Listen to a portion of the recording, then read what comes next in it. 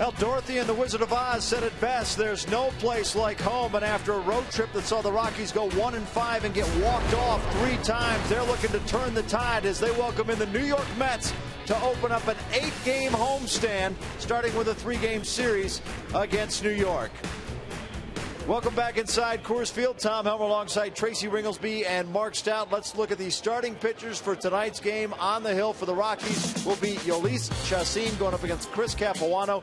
Chacín has 4 wins in 6 starts this season, and when he pitches at home, he pitches great. He's got one of the lowest home ERAs in baseball. Jaime Garcia of St. Louis is the only one that's better with an anemic .39 ERA.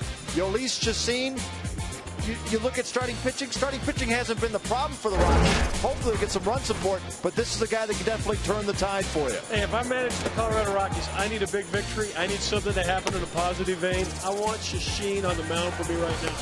They've had 2 shutouts this year. He went 7 innings in one. He went the distance in the other, and guess where they were? They were both at Coors Field. The other thing of it was they just had a 1-5 road trip where everything fell apart. Guess who got the only win? Yep. That's why the fans go.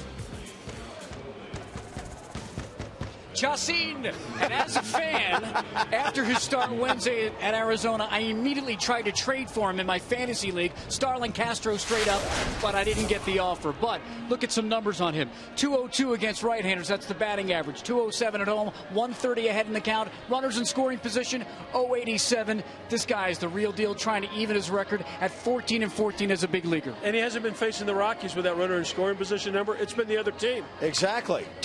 Wind is blowing out hard to center field. That could be problematic for both pitchers. When we come back, we're going to get you upstairs with Drew and Jeff as they break down the guy that's going to be on the hill for the other side, Chris Capuano.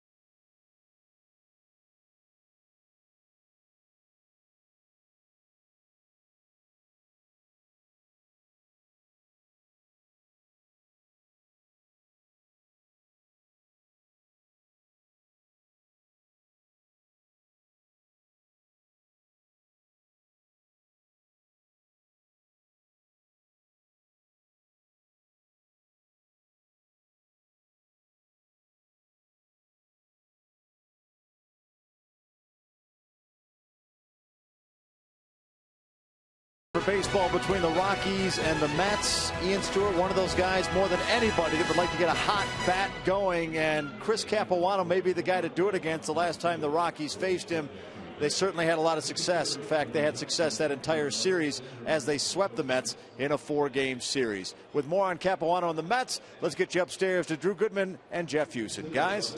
All right, Tom, thanks very much. Yes, you are right on the money. Last time the Rockies saw Chris Capuano in New York, they got after him. 8 hits, 7 runs, and the Rockies haven't scored that many runs in a long time. They need to do it, hopefully, tonight. Well, and Capuano is a guy that they can go after. They scored 7 earned runs off him the last start. He has not won against the Rockies since 2006, and he's not an overpowering guy. I think that's the biggest thing for me is he's got a fastball about 87, 88 miles an hour. Changeup, if it's left up, can get hit a long ways. Slider to the lefties, that is not a sharp breaker. And I heard Tom just a moment ago say, well, the wind's blowing out. Both pitchers have to watch that. Well, I think Capuano has to watch it more than Yolis does, because if he leaves the ball up at the speed that he has, those balls will be flying. And to his credit, though, I mean, he's been around a long time. He's battled some injuries. We remember when he was with the Brewers. He's 32. He's not going to put you on typically. He's going to make you earn your way on. So the Rockies do have to put hits together. And you got to be patient, too. You can't go firing at the first pitch you see, because he will give you some, but he's going to be a nibbler. He's going to be a little bit to the outside, a little bit to the inside. Could be a lot of deep counts, 2-2s, 3-2s type of things. But you're going to get some pitches to hit. All right, Bottom line, hit him that way. Don't foul him back. Absolutely. Hopefully the warm weather and the home cooking, exactly what the Rockies offense needs. Colorado and New York, come on back to 20th and Blake with us.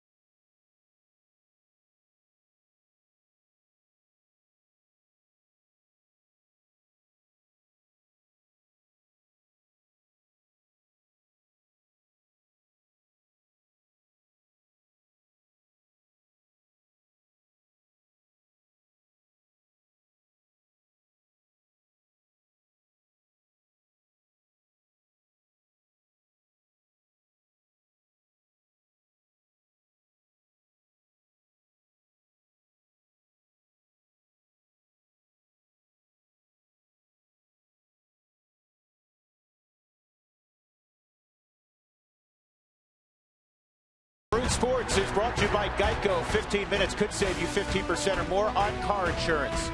By Ford Explorer, 2011 North American Truck of the Year, Ford Explorer. Drive one. By the new Quest 5-year price lock promise. Visit quest.com/promise for details. And by Southwest Airlines. New Rapid Rewards Unlimited reward seats and no blackout dates.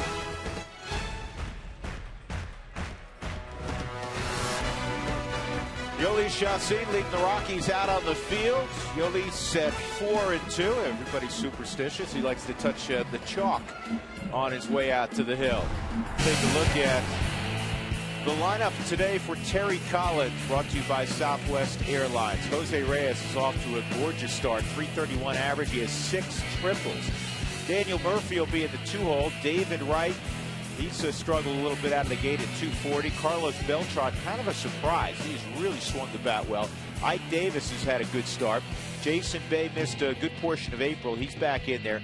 Jason Pridey is in center field. Josh Tolley's behind the plate. And the veteran Chris Capuano will pitch and bat ninth. Well, last outing for Yolis, 7 innings, 2 runs, 3 hits. 2 of those hits, though, were home runs, but he was really able to put away guys when he needed to with his off-speed pitches, and that's been the key for Yolis. And Reyes takes ball 1. What you really like from Chacin is the fact that he has had a lot of success, number 1. Number 2, for a young kid, I mean, he's just 23, youngest member of the rotation. He's going 7 innings virtually every start at least. Well, and also had a complete game earlier this year against the Cubs. He is a workhorse now. One of those, he just likes to have the baseball. He does not want to give it up. That's in there on the outside corner, 2-1. Well, so many times with young pitchers, they're kind of looking over their shoulder. Okay, when is the manager going to come take me out? Well, Yolis is just the opposite. Now, when is he going to let me finish this inning? And a little comebacker. That is a big one to get. The leading hitter for the Mets, a guy who can fly. So Reyes is retired. That'll bring up Daniel Murphy. We'll check the gloves tonight for the Rockies. Gonzalez, Fowler, Seth Smith's getting the start against the left-handed pitching Capuano. Sozy and Stewart at third. Tulowitzki and Johnny Herrera up the middle. Todd Helton had yesterday off. Chris Iannetta behind the plate.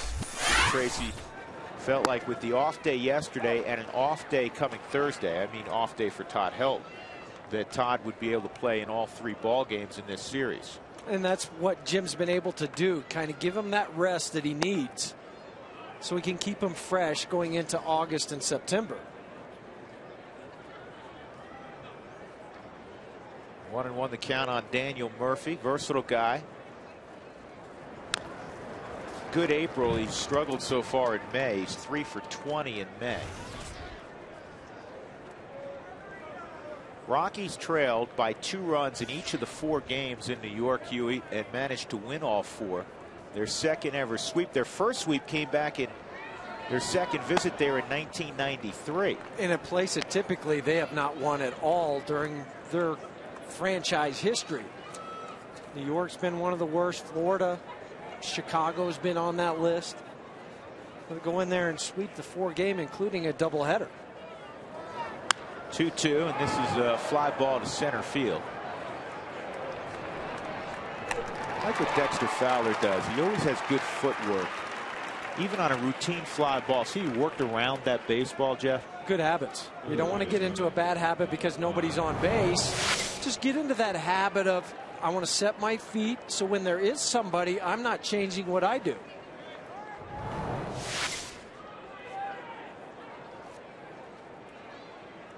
He just makes it look so easy out there. Yep, he does. 2 outs, nobody on, and David Wright will step up. Wright has extraordinary numbers in this ballpark. Overall, a 240 average. That will come up. And this is a weak ground ball to second. Herrera was all the way positioned up the middle, but it wasn't hit that hard, so he got there. Great start for Chacin.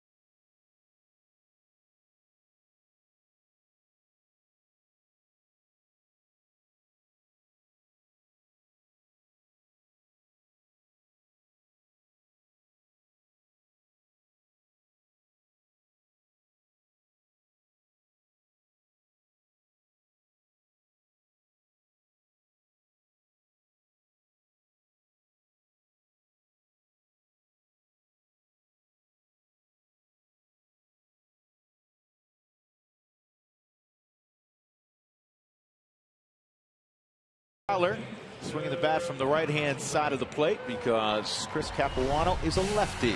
Southwest batting order tonight will feature Dexter up top naturally, then Johnny Herrera, Carlos Gonzalez, Troy Tulowitzki, who has extraordinary numbers against Capuano, and the Mets overall this year.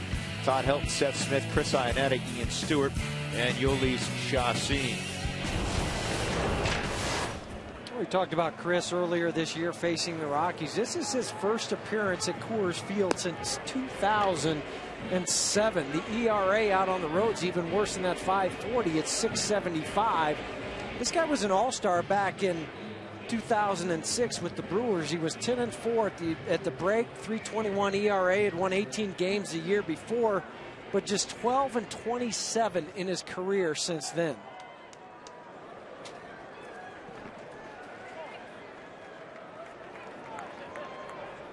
So he's ready to go, and Dexter Fowler steps in.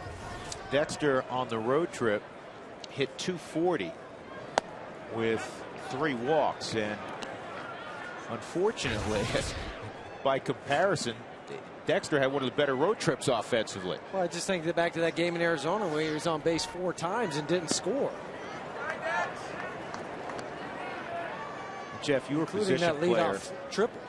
You know where I'm going with this. 4 times in 5 ball games, the Rockies, with a runner at third, less than 2 outs, on contact plays, had a ball hit at a corner and ended up with a guy out at the plate. Now, they did the right thing. I mean, in every spot, you go in that situation, but to have the ball end up at a corner where they have a play at the plate, that misses. It's 3-1.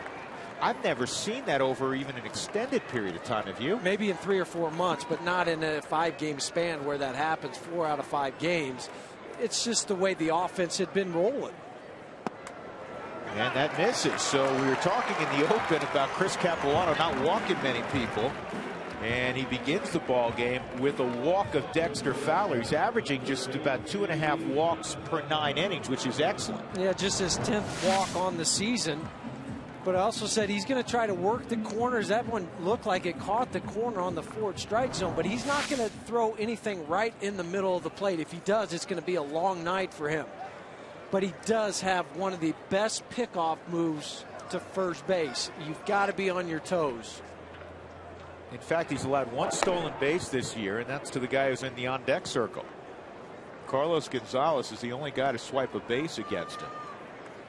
Capuano does control the running game.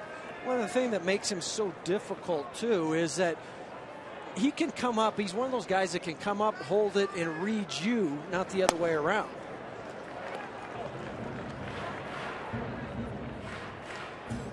Sometimes he'll look right at you, come over and pick. Other times he'll look at you, go home, look home, throw to first. There is no pattern at all with Chris. It's even difficult to hit and run. 1-0 on Johnny. 2-0. You know, I was talking to Mookie Wilson, who was a great base stealer, tremendous player, obviously. We were talking in the Mets dugout, and last year he was a base running and outfield coordinator in the Mets system, and he said he teaches guys, you look at one half of the body. You can't try to see the whole picture. It's either the upper half or the lower half. Especially with a guy like Capuano out there. What are you going to look at? Is it going to be the chest? Or are you going to look at the leg going back behind? And there's Mookie. But is the foot going to cross the rubber? Is it going to be the knee? What is it going to be? Try to pick out one thing. And I know the Rockies were studying him hard today, trying to figure out what that one thing might be. And it just might have to be a guess. Hey, we're just going to go first movement, see if we can take off. 3-0 on Herrera. So 7 of the first 8 pitches from Capuano have missed.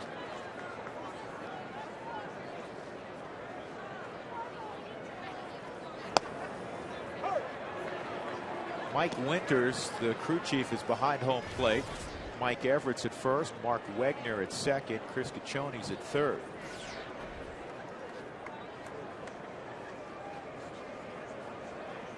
Well, this is a situation where you would typically think about running Dexter Fowler, but you can't because Chris might pick. That's exactly what he does.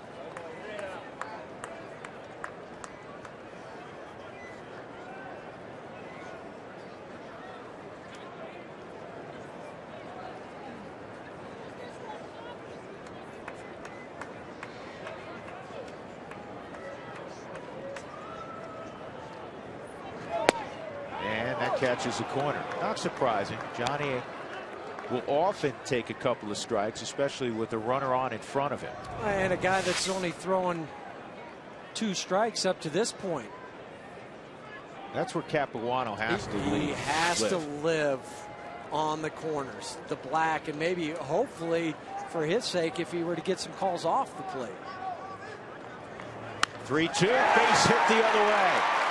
Dexter is going to put on the brakes as the right fielder Beltran is playing very shallow. One of the few times you'll see a base hit to right with Dexter at first that he does not end up at third base. Well, he also had to hold up just a little bit, too, because of the line drive. You cannot get doubled off.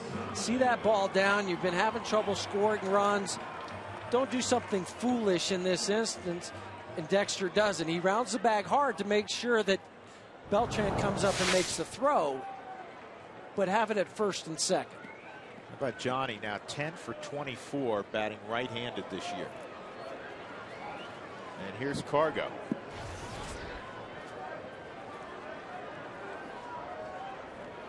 Boy, David Wright's playing deep over at third base. Pretty healthy cut there from Gonzalez. It's 0-1. Cargo is 0 for 3 with a couple of strikeouts lifetime against Capuano. Capuano to left-handers will go fastball, slider.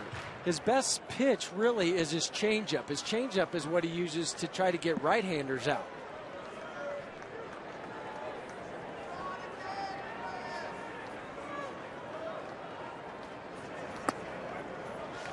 One ball, one strike. Tough week for the Rockies.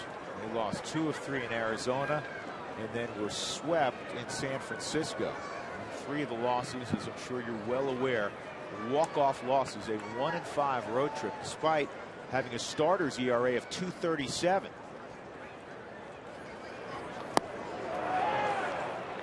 One and 2.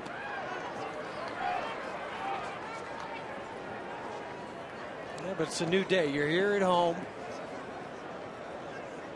Play 15 out of the next 20 ball games here at Coors Field. Find that offense.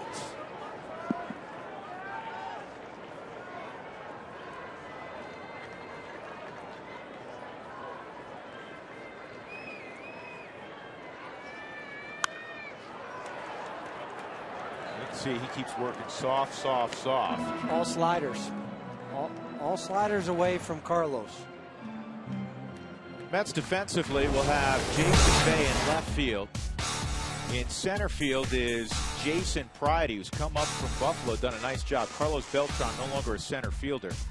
Wright, Reyes, Murphy, and Davis in the infield. Tolley's behind the plate. Angel Pagan's on the disabled list. He'd normally be the center fielder for the Mets.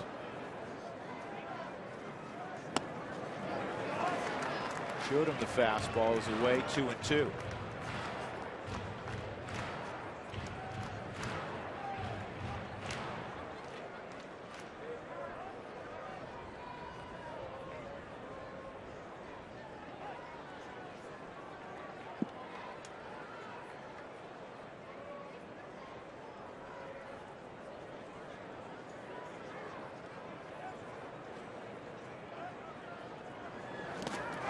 Got him. So Gonzalez strikes out for the 3rd time in 4 matchups with Capuano. Tulowitzki will try to pick him up. The first couple sliders that he had fouled off were at 82 miles an hour. This one was at 79. But again, he lost the top hand on the bat. That wasn't a strike. No, and that's why Carlos is hitting below 240 now at 239. Expanding the strike zone too much.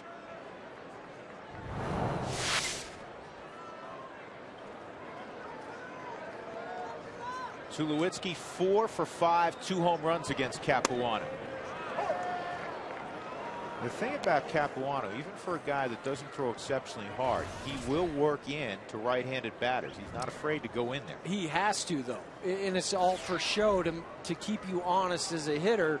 That I can't just lean out over the plate and take away 2/3 of the plate and only look towards that outside black.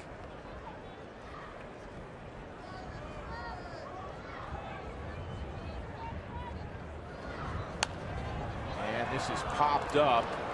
Ike Davis going out. There's a lot of wind. Hit. This is going to drop. Fowler obviously had to wait. He's going to go to third. Everybody's safe. Bases loaded. It was a long run for Daniel Murphy because he was playing almost up the middle with Tulowitzki, and it was right over Davis's head. You could see that thing go up. You go, I don't know who's going to catch it. We talked about the wind, how it was blowing out to right field, or to center field to the right a little bit. And once I saw Ike Davis running like he was, I said that he has no chance whatsoever. Daniel Murphy was playing more up the middle for a double play ball. And however it lands, it doesn't matter. It's a base hit for Troy, and that's what he's sitting on right now, that base hit. And right now, this is the guy you want at the plate. He's been the steadiest Rocky for a long time. Todd helped. This is a double play ball, though. And the Mets are going to get out of it. Rockies load the bases with one out, and more of what we've seen on the road trip. They do not score.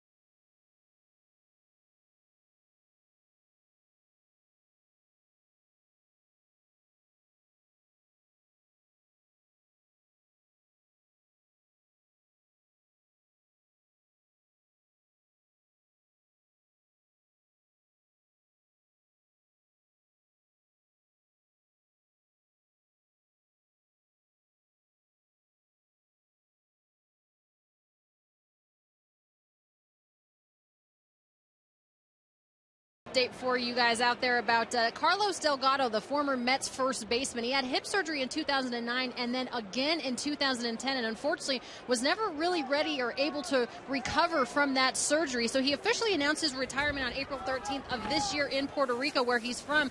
And guys, he was a big piece of the offense for the New York Mets for the 4 years that he was there. With the Mets, 104 home runs, 339 RBI.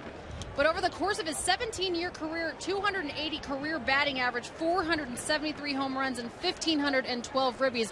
Guys, when this guy was healthy, he was absolutely a force in their offense.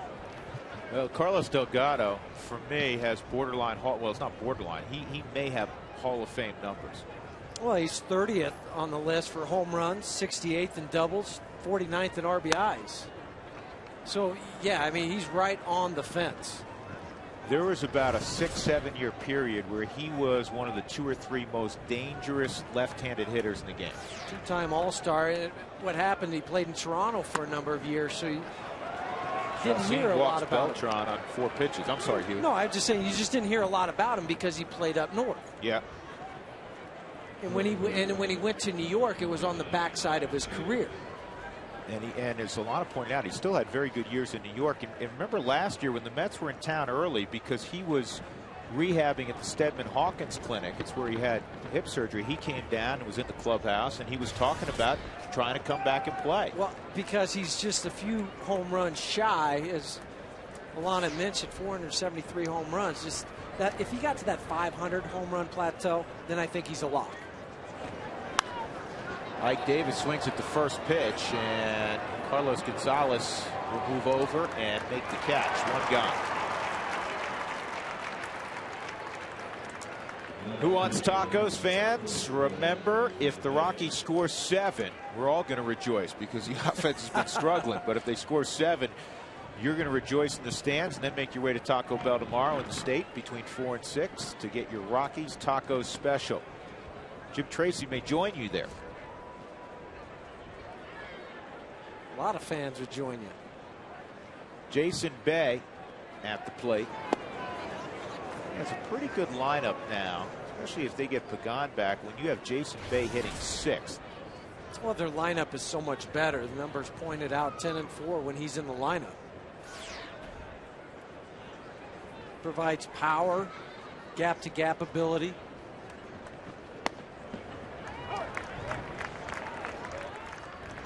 Big free agent sign a couple years ago after the year he put up in Boston. Yeah, in Boston in 09, he had 36 home runs, 119 RBIs. Unfortunately for the Mets last year, he battled injuries and he didn't put up anywhere close to that kind of resume. Yeah, the concussion knocked him out for a number of games, 60-plus games. Missed some time earlier this year. Also was on paternity leave for a few days. The birth of his 3rd child. Last year he hit 259, Huey, 6 home runs, 47 RBIs. Well, he had the same thing happen to him first year at Citi Field that happened to David Wright. Power outage. Yeah, because the walls are so much deeper than the left field monster in Fenway. You start to create more with your swing than what you have in there, and you get into bad habits. David Wright and Jason Bay fell trapped to that.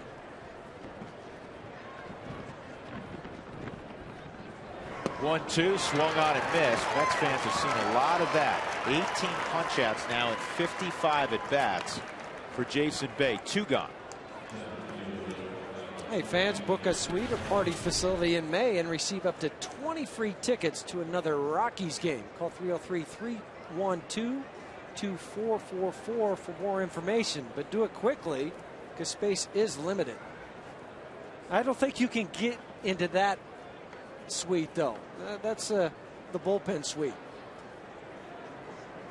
Not a lot in there? No. Unless you can throw about 100 miles an hour. And then every bullpen suite opens up to you throughout Yes. baseball. You'd be amazed how many you can get how into. quickly you'll get into ballparks. Huh? 1-0 on Jason Pridey from Prescott, Arizona.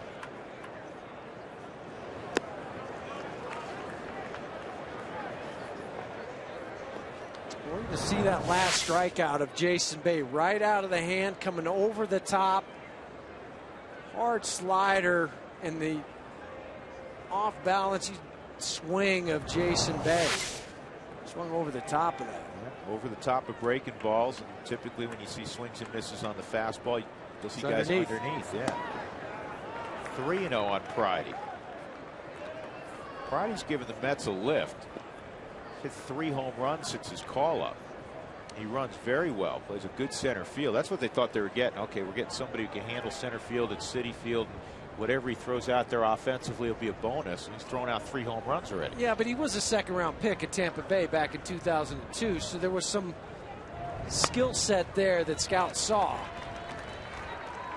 He's getting an opportunity, as you mentioned now, with Angel Pagan out of the lineup and hurt, to run out there and Citi Field.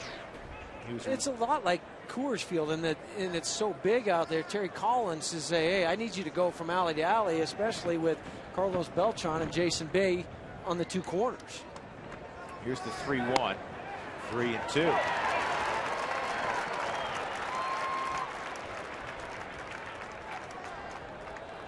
The wind, not San Francisco like. I mean, it was really windy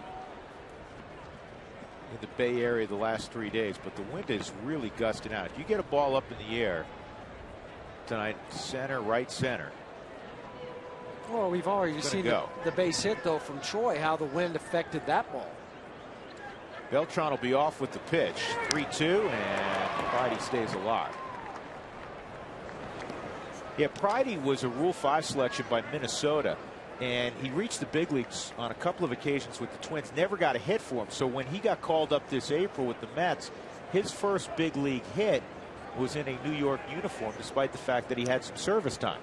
And sometimes it takes 2 or 3 teams for a guy to finally lock into a position or get the opportunity. You take advantage of it when you can through injuries. Hold foul.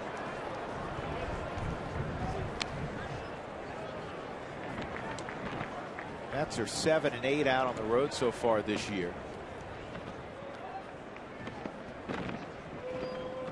Safelite Auto Glass, they're the people to call when your windshield's damaged. 303-287-5000 or go to safelight.com. There's Beltran. He walked, leading off the inning. They're 2 gone. And another 3-2 pitch coming up to Pridey. And he misses away. So Chacin has walked 2 in the inning, and that'll bring up Josh Tolle, the catcher.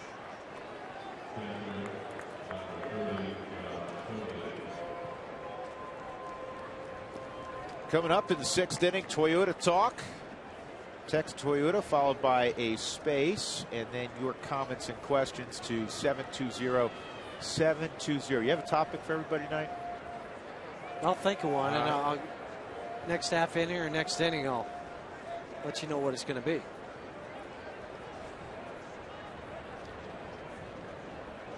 We've got a lot of fans of the game. How about that's an expansion team back in '62, so they've been around for quite some time now, closing in on 50 years.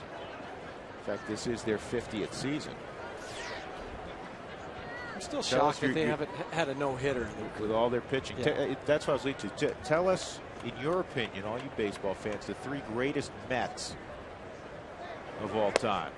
That breaking pitch just missed. 1-1. Mets haven't hit with runners in scoring position. Last 7, just 157, but they've gotten some good pitching because they're 5-2 their last 7. They lost yesterday to the Dodgers 4-2. That snapped a 4-game winning streak. Andre Ethier got another hit after breaking it the night before. Snapped at 30. And Iannetta is going to go out and visit with Chacin. Well, I like going out right now. Don't wait till it gets to 3-1. It's 2-1 now. Stay back. Don't overthrow your breaking pitch. Command that fastball. Settle down a little bit. You have the opportunity to get out of this inning with a guy that's hitting below 200 with runners in scoring position. Put it down right now. You'll have the pitcher leading off next inning. Tolle can be a tough out. I mean, he shortens up on that bat. I mean, his whole MO is to get the ball in play. Not a power guy for a catcher. More of a contact slap type of hitter. And it's 3-1. De La Rosa yesterday survived 6 innings, gave up 3 runs. He walked 4 of the first 6 hitters he faced. And I thought Jim Tracy made such an astute observation. He said, you know, a couple years ago, if he had that kind of start, he'd have been gone in the 2nd inning. But he straightened himself out. And this is a ground ball to help. And Chacin will get out of it after walking 2. We'll go to the bottom of the 2nd. No score. The Rockies had the bases loaded but did not score in the 1st. Seth Smith to begin things.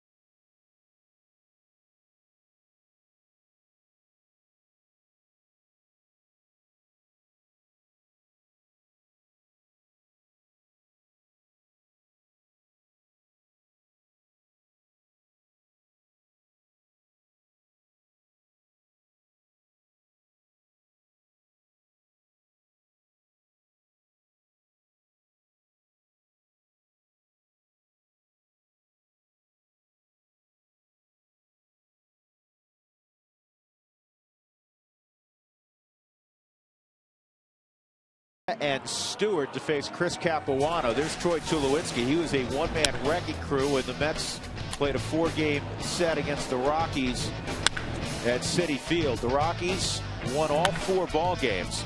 They hit .290 for the series. They average almost 7 runs a game.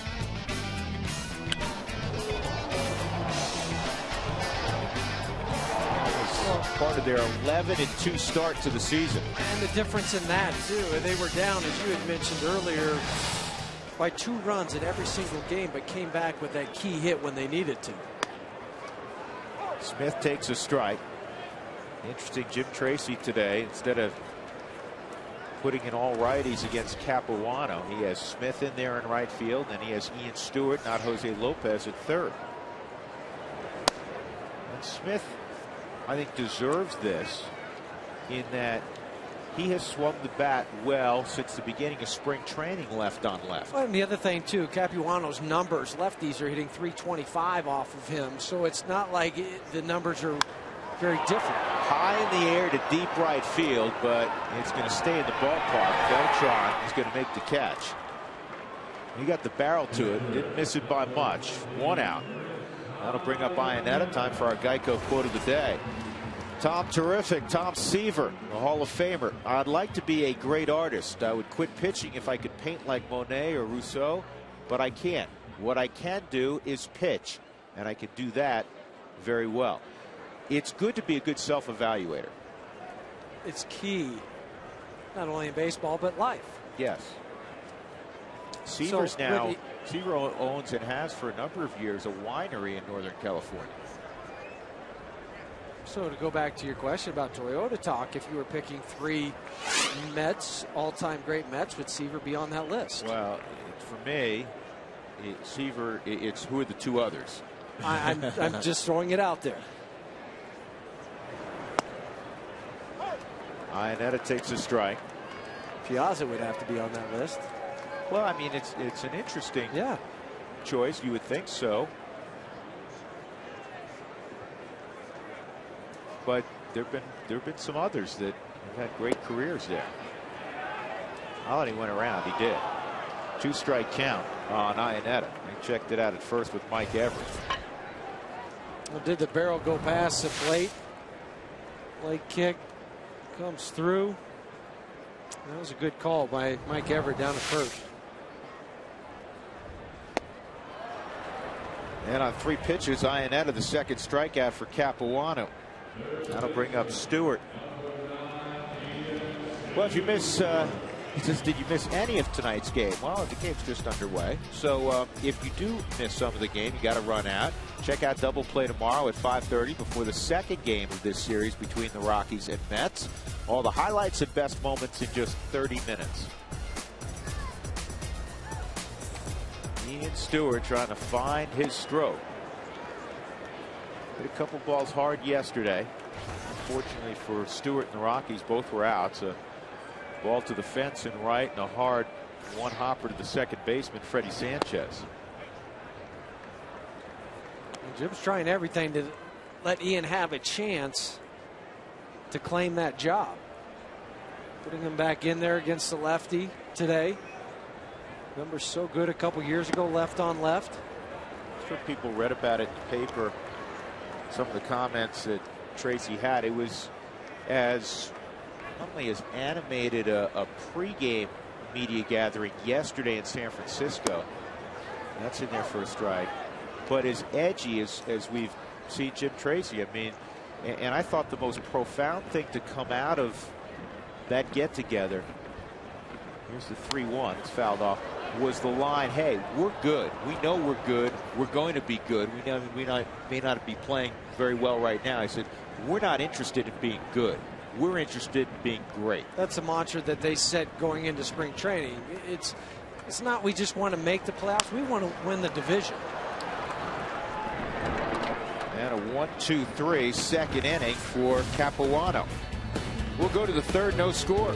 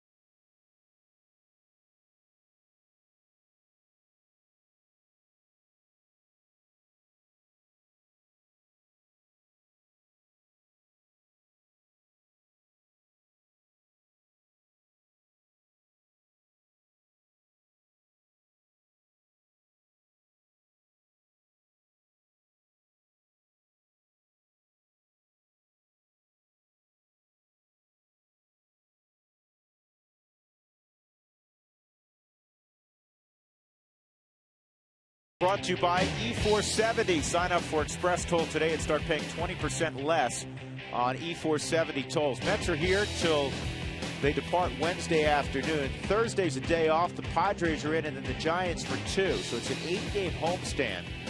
Chance for the Rockies to get well again. They still lead the division, but they've lost 4 in a row. This is Capuano leading off. And that pitch over for a strike. Chacin will tell you when he sprays that fastball, Jeff, it has to do with the radical movement he gets on it sometimes. Well, that two-seamer will dart so much that Anabaldo did it in the game the other day. He went to the four-seam fastball because he could not control the two-seamer. Which he never does. No, he throws it maybe once or twice a ball game, but he said, I had to do it. Well, sometimes Yolis is the same way. He has to do it to get to the curveball and the changeup. Chris Capuano walking back said, why even bother? That was quick. 1, 2, 3, he's gone. That is strikeout number 2 for a guy who does collect strikeouts, Yolis Chacin. Here's something on Chacin. Since he was reinserted back into the rotation last August, it was August 17th to be exact, he has fashioned a 2.44 ERA. Here's Reyes. Among starting pitchers, where's that? Among starting pitchers in the National League, only one starter has a lower ERA since mid-August of last year, and you're going to be shocked at who it is. Carlos Zambrano. Oh, that's right, because he went 10-0 or 11-0, something like that during that time. Right. I mean, you know, he was after in the he bullpen. had the DL stint, bullpen, Iowa for a little bit. Anger management for a little bit. That's inside 2-1. That is shocking. I would have thought somebody like a Josh Johnson. Or Roy Halladay. Roy Halladay. Sure. 2-1 on Reyes. He had a comebacker his first time up. And this is a two-hopper to Johnny Herrera. You just kind of breathe a sigh of relief when you get Reyes out. You really do. I mean, Reyes is one of those guys. First of all, you see him jogging off there. I don't think people realize Jose Reyes is a pretty good sized guy. He's probably close to 6'1". He's well put together. He'll hit the ball over the wall on you. Almost 8 years now in the big leagues. I remember when he and Wright came up. 2 outs. Here's Daniel Murphy stepping up. We've seen Chris hold a lot of pitches tonight behind home plate. They're that close or just wants to give Mike Winters an extra look at him. I think there's been some borderline pitches both ways, and Chris held that one again. That was high, but you can see why he held that first one for as long as he did.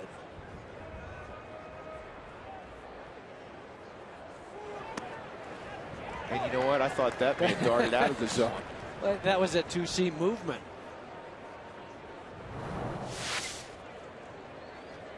Good look on the forward strike zone. Yeah. It was the ball. Ground ball to help. And good feed to Chacin. Great third inning for Yolis. 1, 2, 3. And we'll go to the bottom of the third. No score. Rockies have the 2 hits in the game.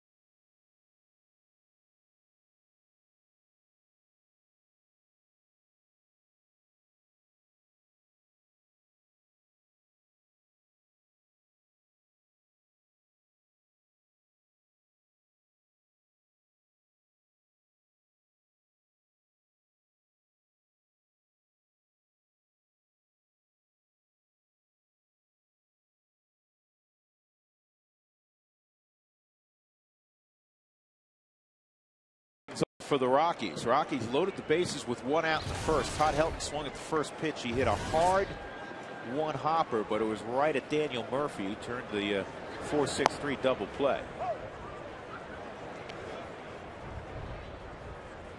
Chacin a couple of hits and 11 at bats.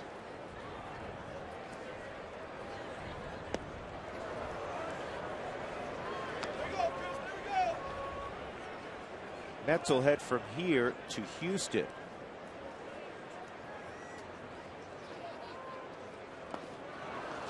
And Chacin is gone. 3 strikeouts now for Capuano. Dexter Fowler begins the second round against Capuano. Let's check in with Alana Rizzo right now with today's Fast Cash Sideline Report. Brought to you by Fast Cash Gold Centers, where you'll always get 40% more for your gold. Alana? Hey, Drew, thanks very much. Dexter Fowler had a very nice patient at-bat to lead off the Rockies inning in this ballgame. It hasn't always been the case for Dex. He has 41 strikeouts so far in this young season. He's 3rd most strikeouts in the league behind Austin Jackson and Ryan Rayburn of the Detroit Tigers. I talked to Carney Lansford about his approach at the plate, specifically when he's leading off. He said he would like him to have a better 2-strike approach. That's something that Carney Lansford has really stressed to the entire team this season. But in Dexter's defense, Carney also told me, you know, he's not your typical leadoff guy. Sometimes the Rockies would like to have Jonathan Herrera in the leadoff spot. They feel he's a better leadoff hitter. However, Jonathan Herrera better with the bat right now than Dexter is. So Dexter's still trying to work out some things. Jeff, I don't know what you're seeing when you're watching him play. What are you noticing he's doing specifically in a 2-strike count? Well, his swing's still getting a little too long for me, Alano. When he gets to 2 strikes, 41 strikeouts is a very high number for a guy. And the inability to lay down some bunts at times has hurt him. But I will say this. He's walked for the 2nd time tonight. He has an on-base percentage of .372 going into tonight's ball game. And I had Dougie look up some numbers from last year. I wanted to know what the number 1 hitter in the National League last year, what he hit and what his on-base percentage was. Well, he hit .261 last year, the number 1 hitter in the National League, and a .328 on-base percentage. Dexter hitting .260 now. His on-base percentage .372. So to the point of just get on base. Right, right. And there's some people who believe once a guy gets comfortable at the plate, you know, 1,500 big league at bats or maybe more, the bunting portion comes around. I think every young player, Jeff, and correct me if I'm wrong in this, wants to prove to the organization that has him that he can hit at the big league level. There's 2 rules when you're coming up. 1, you're not going to walk your way to the big leagues. And 2, you're not going to bunt your way to the big leagues. Makes sense? I'm going to try to hit my way to the big leagues. That's how I'm going to make my living. And then you'll learn little things like that. Let's not forget, Dexter's 6'5". It's not like he's 5'6" and trying to be a guy laying down the bunt. He's 6'5", and that's a lot of moving parts to try to lay down a bunt like a Brett Butler would. Yeah, and Dex is a guy that's, you know, going to produce some slugging percentage too, because he's going to hit the ball in the gaps and on occasion over the wall.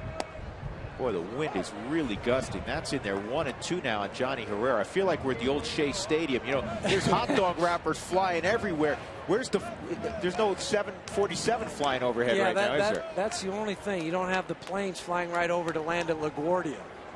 You might see some paper airplanes later on or some flying wrappers. 1 and 2 on Johnny. And it's high, 2 and 2. Johnny a line single to right his first time up.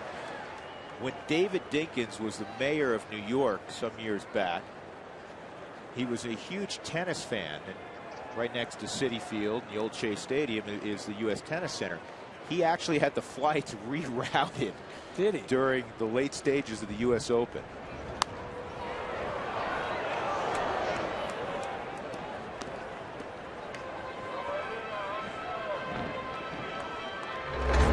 Johnny Herrera for a while.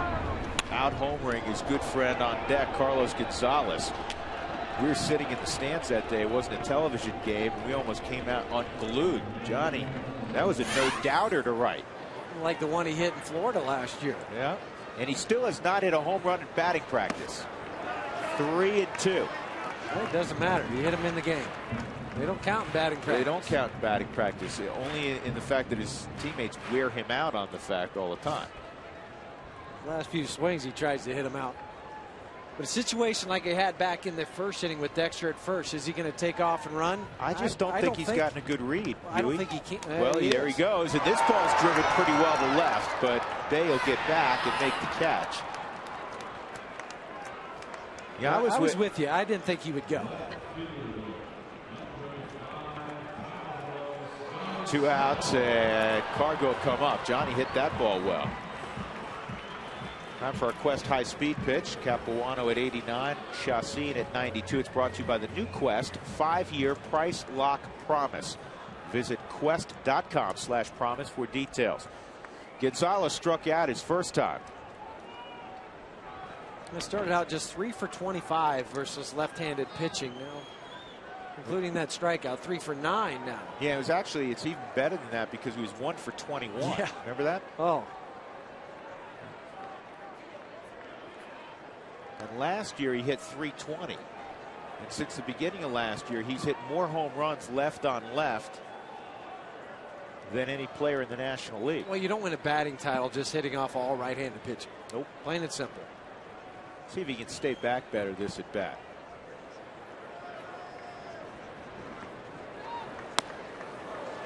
That's a show-me fastball, isn't it?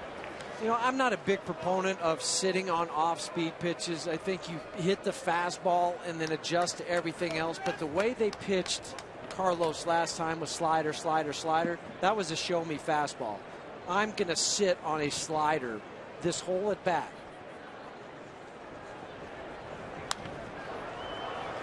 You know what? He got the slider there, and he was more on it. Unfortunately, he barreled it backwards. And that's been the MO really of this whole offense during this stretch. Fouling pitches back that you should hit instead of advancing them forward.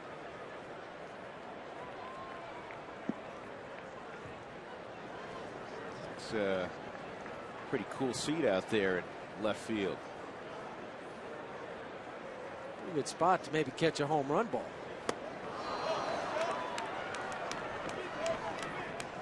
After that show me first pitch fastball, it's been 2 sliders. And the Ultimo.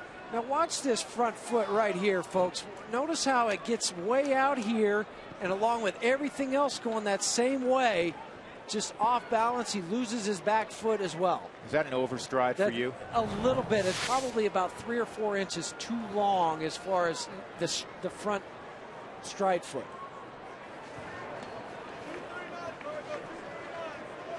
That hitting adage, don't go get the baseball, let it travel, and he's going to get it right now, isn't he? Yeah, and he's shortening that distance of 60 feet 6 inches, and your head moves when you jump that far as well, so you don't pick up the spin. I might just try to take off if I'm Dexter, though, over at first. A 1-2 count. You get thrown out, you'd have Carlos leading off next inning.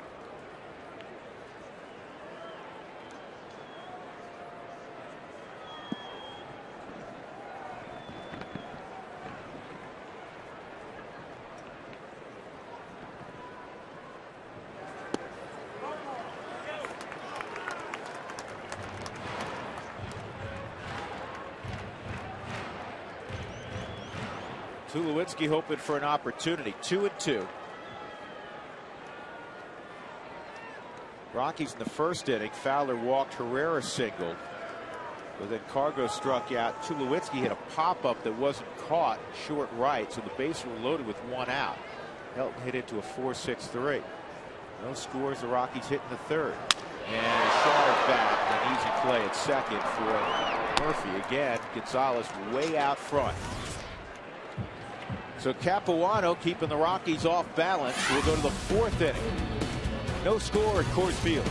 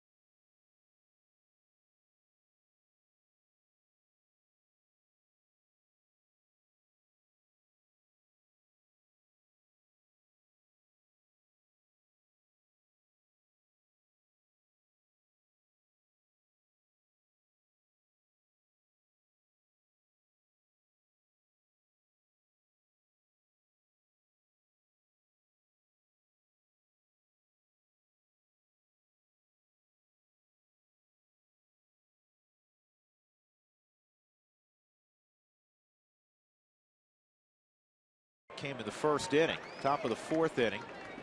And it'll be David Wright leading things off. AT&T trivia question. David Wright has 174 home runs with the Mets. Who are the 3 Mets with more homers? That leads us to our question later for Toyota Talk in the 6th inning. Name the top 3 all-time Mets. This is their 50th season. David Wright takes slider for a strike. Wright hit a weak ground ball to Johnny Herrera his first time up.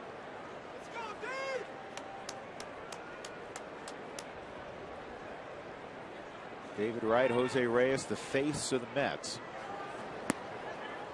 It's going to be interesting to see if they continue to be the face of the Mets. David Wright signed through 2012, but Jose Reyes, there's been some talk that he could be traded. He's done at the end of this year.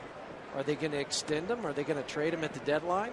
Now, some of the financial issues with the Wilpons have fueled that speculation. And one of the rumored destinations, we discussed it over the weekend, the San Francisco Giants, who are in desperate need of a shortstop. And they have you better hope that doesn't happen, right, as Rockies fans. And they have the arms that could replenish the minor leagues and the big leagues of the Mets. Yeah, and the Mets system's hurting. So in return, the Mets, unlike in the past, big market team, they have no problem taking on salary. They need to replenish that system. They're different than the team just down the street a little bit in the Yankees. Yep, 3-2 on Wright.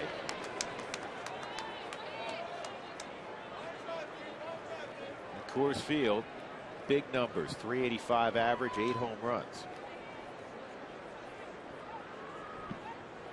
And he has big time power to right and right center. This is hit to right center, but off the end of the bat. Dexter has it 1 out.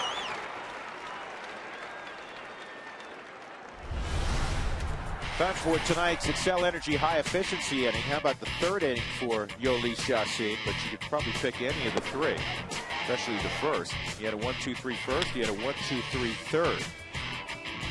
Big ground ball from Jose Reyes, and then the same thing from Daniel Murphy.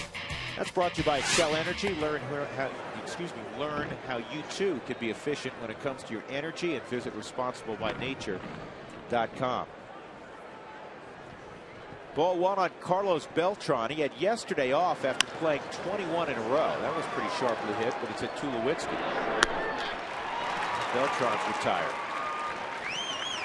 Carlos tearing the cover off the ball at Citi Field. All 5 of his home runs at Citi Field. He's hitting below 200 out on the road. And it's surprising considering how much time he missed during spring training. There's a question whether he'd even be ready to go come opening day.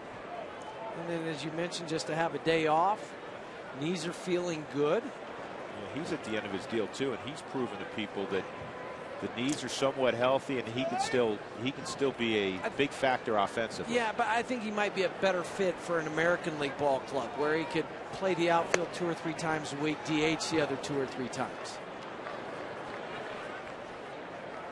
Such a gifted athlete. Ike Davis takes ball 1. Ike hit a fly ball to Gonzalez his first time.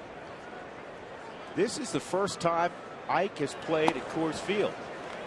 Chatting with him before the ball game, and I said, wait a second, you weren't here last year? You missed the first couple of weeks of the season, and the Rockies played the Mets at Coors Field very early on in April. He was just drafted back in 2008. That's another thing. He said, everybody thinks I've been around for like 4 years. And this is a base hit up the middle. That's the first knock for the Mets. A 2-out single for Ike Davis. At least almost had that. Fans, purchase a 20-game mini plan and select the games you want. These packages offer great savings. Those 20-game mini plans, what a deal. Go to ColoradoRockies.com for more information. You can join the fans maybe out in left field. Behind home plate, a lot of different options. 2 outs. Jason Bay, who struck out his first time, takes ball 1. Well, since Jason Bay's return, when he is in the lineup, even though his numbers aren't great, the club has done well. They're 10-4. Just 5 and 15 without him in the lineup. Huey, you know, sometimes it's just a threat. It's a guy you have to respect. So the numbers aren't great yet, but you got to respect him if you're on the hill. And the opposing manager does too, and it just lengthens that lineup up. So you have a Jason Bay hitting 6th instead of somebody else trying to slide up and hit into a spot that they're not comfortable doing, and then they suffer. And Chauncey misses again. It's 3-0. Yolis has walked 2, and he fell behind Daniel Murphy 3-0 last inning before coming back and eventually getting him.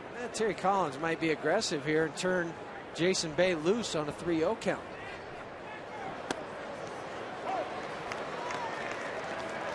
Sometimes you could tell just by how a guy, it didn't look like he was swinging. He wasn't. He was taking the whole way, tracking.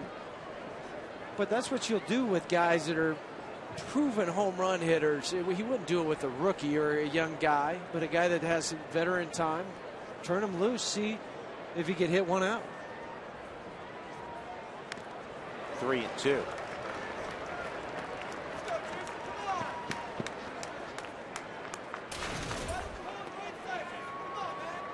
Yoeli struck Jason Bay out with the slider last time. 3-1 count just a moment ago through another slider.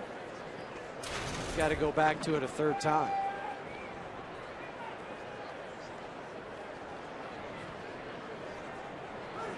Whoa. That wasn't a slider. No. It was a fastball that missed by about 10 feet. 2 on and 2 outs. Well, Chris wanted it down and away.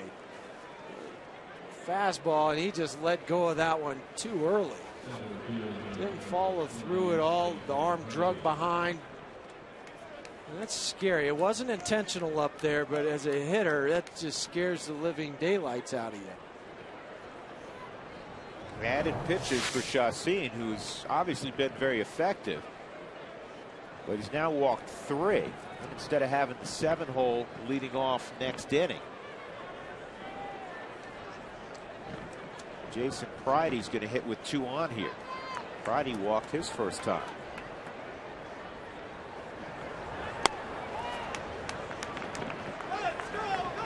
That left front shoulder of Yolis is flying open on the fastballs.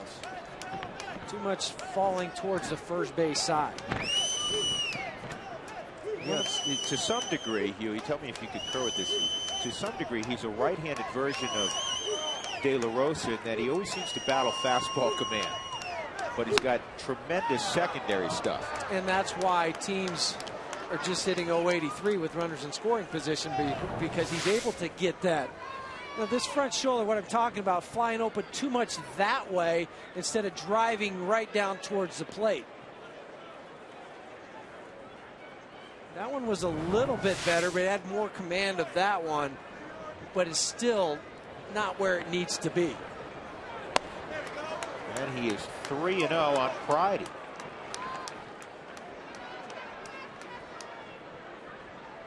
Pridey staring down at Chip Hale.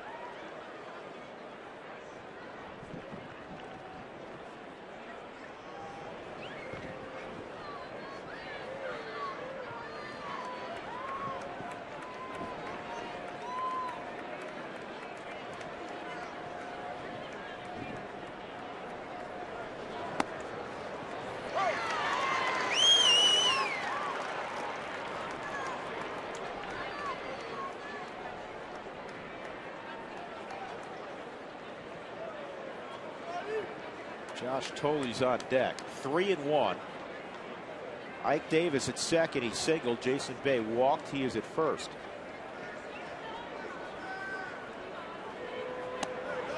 Boy, that is not even close. Bob Apodaca is going to have to come out.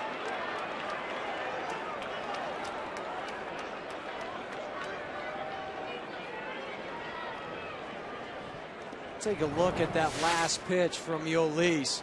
We'll stop it right when this foot comes down and lands. Now, his arm should be up in a good throwing position, but it's not quite there yet. He's leaving it behind. See how this front shoulder is already opened up going that way. Now the arm is trying to play catch up, and he's already lost his head. And so the ball comes out basically out of the side of your hand this way, not directionally towards the plate. Second straight ball game that he's walked 4 in. He walked 4 down in Arizona. He's walked 4 here in 3 2/3. The pitch count is at 66. Again, if he can get out of this right here, that's not awful by any stretch, but got the bases loaded now. He's only given up 1 hit. Totally the 8-hole hitter. That's a strike. Well, the question is, can he command that any of his pitches? So you hope when Chris flashes that sign that he has the confidence to throw it. Well, it's created an opportunity for the Mets. The Mets haven't really done anything to earn this. Well, the Mets have struggled with the bases loaded this year, just 6 for 31 as a ball club, a 194 average. Mets are hitting .250 as a team overall. They've actually outscored the Rockies by 4 runs.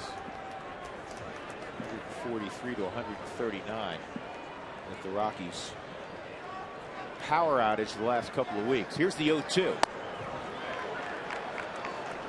That's the hardest pitch I've seen thrown. That was a 94-mile-an-hour fastball. We saw that the other day too when he pitched down in Arizona. When he needed that strikeout, he was able to rear back and get a couple extra miles an hour on the fastball. The defense been on their heels the last 10 minutes. 1-2. That's the concern you have, even if you make a good pitch, because you've created so much traffic. A guy like Tolle, who's just trying to get the ball in play, he hits a little ball that rolls over the bag down the third base line. All of a sudden, you're down 2 or 3 runs. Mentally, you have to stay in the game, and that's a difficult thing. Ball 1, ball 2, 2-1. As a defensive guy, balls that you should get to when a guy's just pounding the strike zone, and you know he's throwing strikes, you get to those balls. When they're not, and you've been out there a long time, as you mentioned, you see him just outside of the reach of the fielder. Here's the 1-2. And that misses. 2-2. And you have a guy at Josh Tolle we talked about is not a big swing guy. He's very spread out. Kind of like what you're taught in Little League and high school. Spread out, choke up on the bat just a little bit, just try to make contact. Well, that's all Tolle's doing. Choking up on the bat. You don't see that very often at the big league level. And how far his feet are spread apart. All he's going to do is rock back to his back leg and fire a little bit. Pulled to first. Helton gets over there. He's going to race to the bag. And no harm done despite the base hit and 2 more walks from Chacin. Middle of 4, we're scoreless.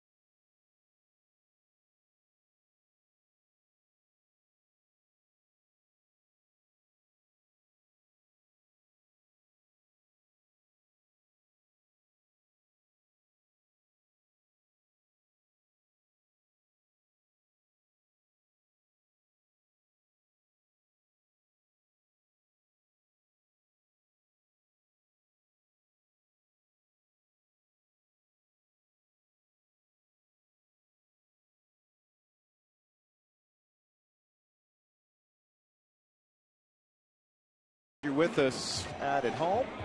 Rockies and Mets are scoreless. It's time for our lottery replay brought to you by the Colorado Lottery. Troy Tulowitzki's first time up. He pops it down the right field line. Ike Davis can't find it. There's a long run to the second baseman Murphy. It dropped, and the Rockies had the bases loaded. But they could not score. Don't throw away your non-winning scratch tickets. Replay every ticket in the second chance drawing at ColoradoLottery.com. Drew Goodman, Jeff Hewson, and Alana Rizzo from Coors Field tonight. Tulowitzki, 5 of 6 now against Capuano and a couple of home runs.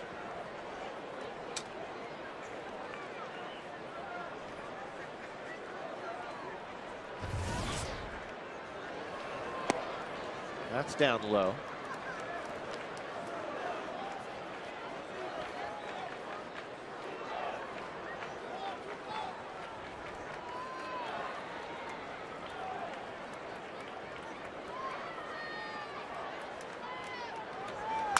And a soft liner to Jose Reyes. A couple broken bats now. Back-to-back hitters. Carlos in last inning. Troy on a line drive to short. Start this inning.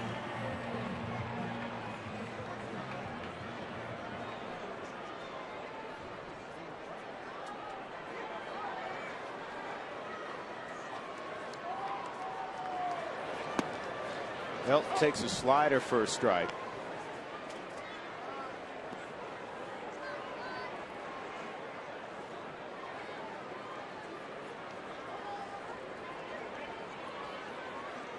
I want to show you an interesting comparison. Todd Helton, through his first 28 games this year versus last year, he's hitting .313 this year. Slugging percentage 200 points basically higher. The strikeouts cut in half, basically 3 home runs, and more than twice as many RBIs. Different guy, healthier guy. And the only guy hitting over 300 in the lineup. Period. Yeah, 7-game hitting streak, 345 during that time, 5 RBIs. 2-1. That's a strike. 2-2. Well, a big question coming into this spring training and also to the start this year was how was Todd going to do? Right at the top of the strike zone, on the forward strike zone to Todd. So I think he's proven all the doubters wrong.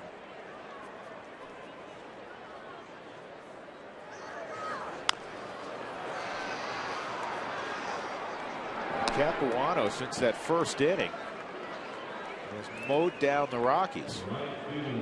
He's coming off a good performance. He lost 2-0 to the Giants at Citi Field, but he gave up 2 runs in 6 1/3.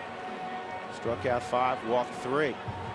AT&T trivia question. David Wright sits 3rd on the all-time, excuse me, 4th on the all-time Mets home run list with 174. Who are the 3 in front? I think there's going to be one guy on this list. And Strawberry's got to be up there. Piazza. A lot of people might put as their top 3 Mets. He's going to be in the conversation. Hojo.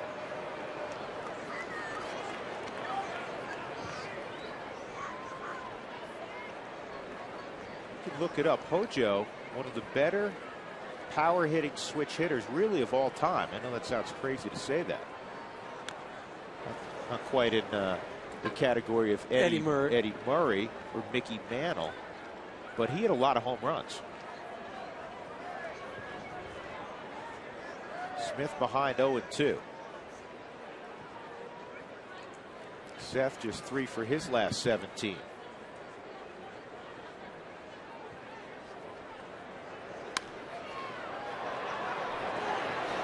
Bay coming on, Reyes going out, and it's Jose Reyes. A 1-2-3 4th inning for Capuano. Are we in San Francisco or Denver?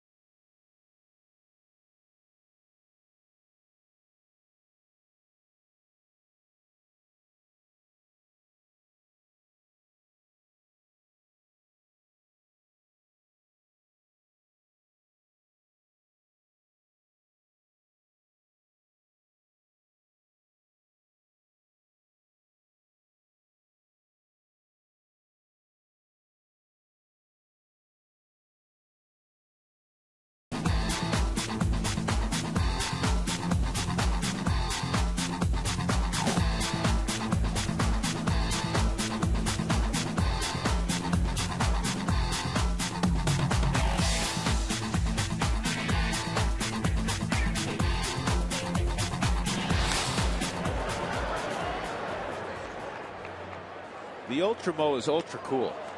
Ultra slow. Ultra slow mo, yes. Makes it look so easy to hit the ball, to throw the ball. It's coming in. Nice and slow. Yeah. Gotta be able to hit that, right? 1-1 on Capuano. He struck out looking his first time. 9-1-2 for the Mets in the 5th inning against Chacin. I wish it was that easy. Yeah. Let all those guys down there. That's a strike. Chacin has allowed 1 hit, and Ike Davis ground ball up the middle. He has walked 4, though. Rockies have only 2 hits against the guy who's at the plate right now, Capuano. Both came in the 1st inning. He went. That is strikeout number 3. Tried to sell it like he was just going to go to first.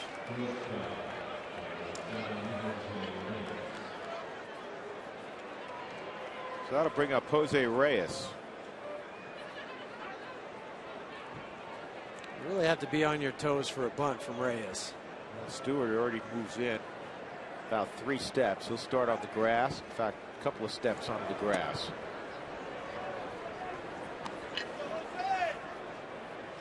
He's one of those rare leadoff hitters. He reminds me a lot of Ricky Henderson, and a guy that can bunt but hit it out of the yard, hit the double, steal a base, set the tone for the whole ball game.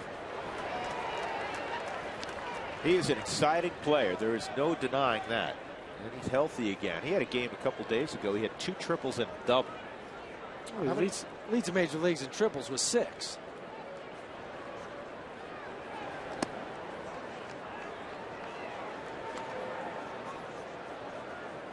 It doesn't take him long to get going, too. He's underway after about 1 stride.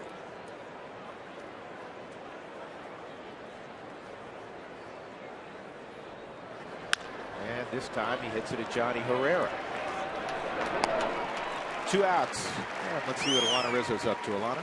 Well, guys, the guy heading to the plate right now, second baseman Daniel Murphy, didn't play at all in 2010. He hurt his knee in spring training and then tore his MCL in a AAA ball game, so he was out for the entire season. However, back in 2009, his stance was completely different than it is today. He used to be extremely crouched, so he was really getting beat inside. So as the season wore on, he tried to, get his stance where he was a bit more upright. He's having a decent season. You had mentioned he had a much better April than he has had in May, but so far this year, 2 home runs, 11 RBI, 256 average. He feels like he can still get to the outside pitch, but isn't really being beaten as much inside, guys. With the stance where you're squatting over and really crouching down, you have to stand up to get out of that crouch to swing, and that's what was happening with Murphy. This is lifted toward left center field. Cargo will cut it off and make the catch. Kind of hung up in the air. Good strong inning for Chacin. Just a handful of pitches. We will go to the bottom of the 5th inning. No score.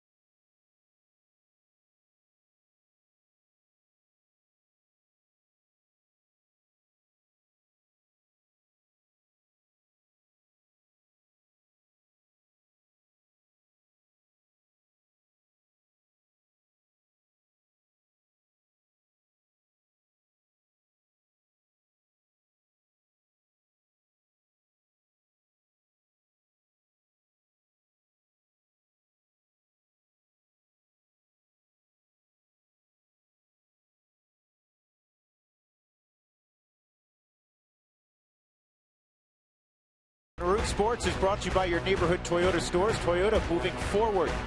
By AT&T, the nation's fastest mobile broadband network. And by the Colorado Lottery. Don't forget to play.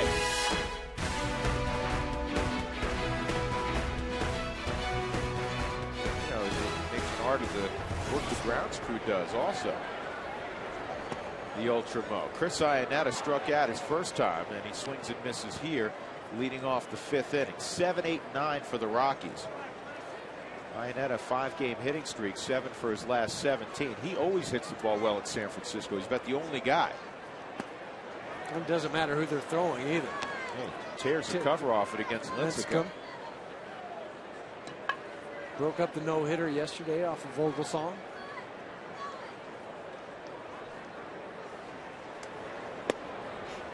Ooh. What about last year against the Mets? Walk-offs are always nice. That was good night. Drive home carefully, that one. This ball is a line drive toward the gap. They're going to cut it off is Pridey. Here goes Iannetta trying for 2. Safe at second base. Boy, you got to hustle out of the box if you're going to get a leg double, especially if you're a catcher. 4th double this year for Iannetta, trying to make something happen for a club struggling on offense. I like this. You hit the ball into the gap in left center field, and as you mentioned, Drew, the only way you can make this to second base with Pridey going all the way over, making the strong throw, is to run hard out of the box, and Chris does exactly that. There's no discussion. He hits the inside part of the bag, goes in front of the tag. That's exactly what you have to do to get that leg double. Stewart at the plate. And whips a swing through the zone. 0-1. And how about the Ultra-Mo with the slide of Chris getting right in front of the tag of Daniel Murphy. Missed that front leg, had to go for the back leg. And you saw Mark Wegner. He could not have had a better view. That's perfect positioning. Yeah, outstanding positioning by the second base umpire. So a 6-game hitting streak now for Iannetta. At second with nobody out. And Stewart trying to be more aggressive the last couple of games. There were a couple of at-bats late in ball games in San Francisco where literally he got called out on strikes and never moved the bat. You want to be aggressive early on when you get that fastball because it might be the only pitch you get.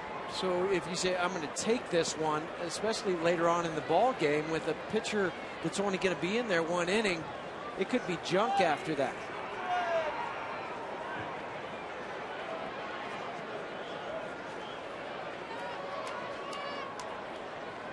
Even with a 2-strike count on Ian, he has to find a way to hit the ball to the right side. You have to, at the end of this at bat, have Chris standing on third base.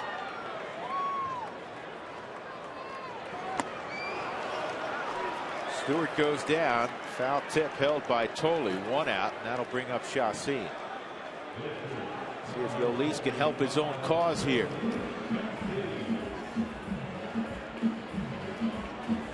Reminder coming up next half inning. Actually, yeah, next half inning. It's Toyota Talk.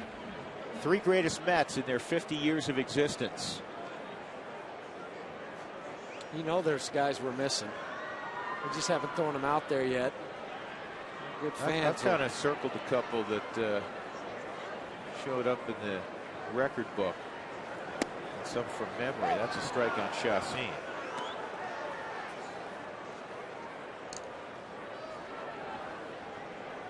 Leon Jones, is he going to make that list?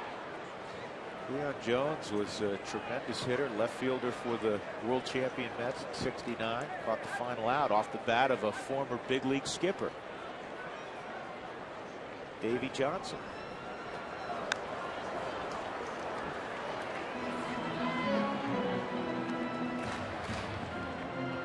With a key at bat, I think there's going to be a couple of key at bats, but Capuano gives up the double to Iannetta. He's looking at where he is against the Rockies in their lineup, and he says, all right, if I can get Stewart without the base runner advancing at the pitcher, the next hitter, and then it'll come down to a confrontation with Fowler. With 2 outs. having a chance to get out of the inning. She slowly hit the short. Iannetta able to cross over on that. And it'll come down to what we were discussing.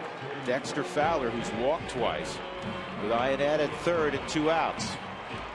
Hey, you can follow the Rockies with MLB.com at bat 2011 app featuring highlights and more. Text at bat to 31826. Oh, you know who that is? There's a great piece in the Denver Post on him today.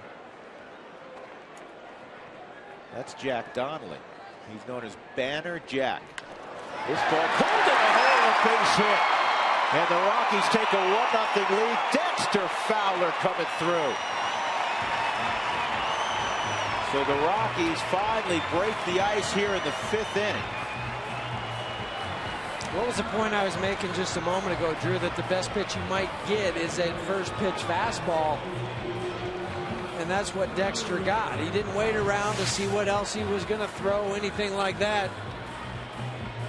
Down, he goes out there and hooks it in the hole. And Dexter now on the year 8 for 22, a .364 average with runners in scoring position.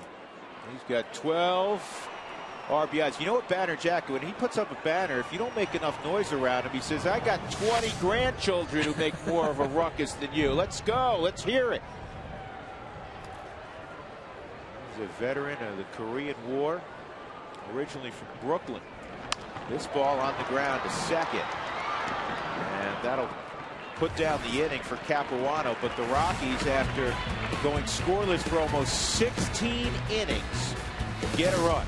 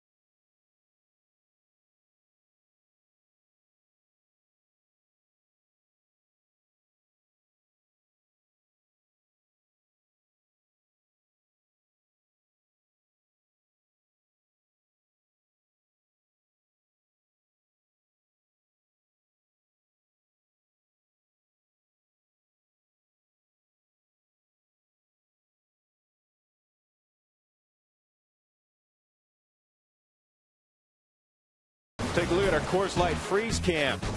There's been some broken bats. Capuano's had the Rockies out front quite frequently. Carlos Gonzalez had his bat splintered, and Troy Tulowitzki also this time got jammed. The one by Gonzalez was off the end of the bat. That one got in on the hands of Tulowitzki. Chacin to David Wright. High and tight, ball 1. Again, was brought to you by the Frost Brewed Coors Light Freeze Cam, the world's most refreshing beer. 2-0 on Wright, scuffling a bit. Last 13 games, hitting .191. Troy Tulowitzki said some interesting things during a pregame interview today. And there's a couple things that stood out for both of us. One was the fact that, he'll look around the league and see some of the other, strong players in the league who may be scuffling. David Wright right now, he's hitting below .240. He's a much better player than that. And he said, it almost gives me confidence. I realize, all right, I'm not the only one. Not that you're wishing misery on somebody else, but you realize that everybody goes through it. No matter who you are. And he was talking about Ryan Braun. Ryan Braun on the last road trip, he was just 4 for 32, hitting 125 in the last 8 ball games. Brewers are 1-6. Prince Fielder, same thing. Yeah, and he talked to Braun all the time. They're very close friends. David Wright strikes out. I mean, I told him, hey, you can look no further than Albert Pujols. He's generally regarded as the best hitter in baseball, and he's hitting below 250. And you're going to go through ups and downs in a season. Even if you're a 300 hitter, 340 hitter, whatever it is. But this is a pretty tough pitch to hit from the Ultra Mo. That hard slider. That's probably been his best pitch tonight, because he's not been able to command the fastball with any regularity. Toyota Talk inning. National League fielding percentage by second baseman. Herrera. He's doing everything well this year, isn't he? All right, tonight we asked who are your, your 3 necessarily favorite Mets of all time, but who you feel were the best Mets of all time. Bill Buckner. Yeah, Bill Buckner, right? That's a funny line. That's a funny line. Strawberry, Seaver, and Dwight Gooden. That's pretty tough threesome.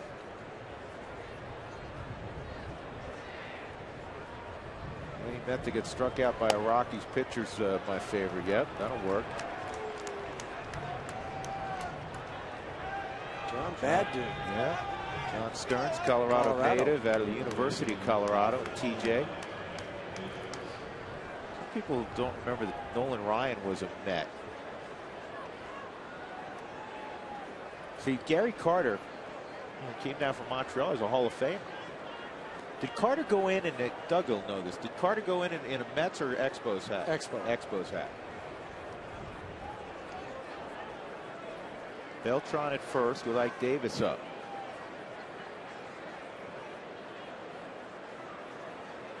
Keith Hernandez and John Franco. Good choices.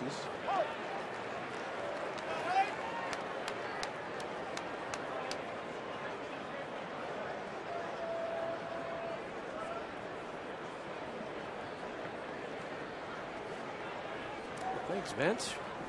Root Sports rocks.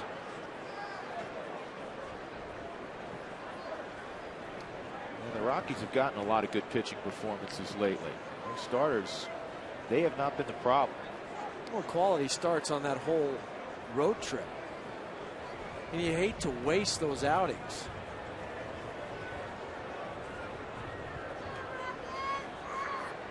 Remember who Nolan Ryan was traded for, Huey? I don't. Jim Fergozzi. Went to the Angels.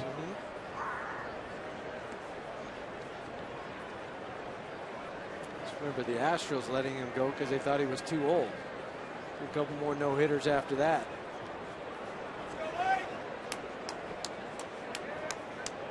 He was drafted by the Mets before you were born, and you played with him. It's a fact that I always reminded him of. Beltran started to go, and this is lobbed into center field by Davis. It's a hit. Beltran is going to go first to third. With one out, the Mets have something going here in the top of the 6th. It wasn't hit hard, just in the right spot. You're still only one pitch away from putting it down with the double play.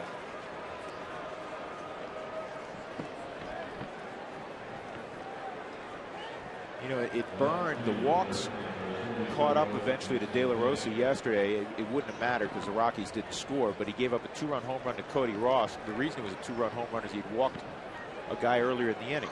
Beltran's at third. That's the 5th walk allowed by Chacin. We just keep giving him extra opportunities. You're gonna. That's all. The old plain line and simple. Yeah, played with fire. It's a soft single. Ike Davis has both hits for the Mets. Jason Bay, a strikeout and a walk. And this is a big Baltimore chop, and it's going to tie up the game. High throw, and an error by Stewart, and Bay is safe. That's a second throwing error on Stewart in the last few days. Third error on the season for Ian. It is an RBI for Bay, his 5th. A high chopper right off the plate. Ian comes and gets it and then just doesn't fire it over to first base. Kind of drops that elbow a little bit. Front arm does not fire in and leaves that arm behind, and the ball sailed on it. Jason Bay's running hard out of the box, but he didn't get everything behind that. This is a pop-up long run for Gonzalez near the line. He's going to get there. And Pride's retired.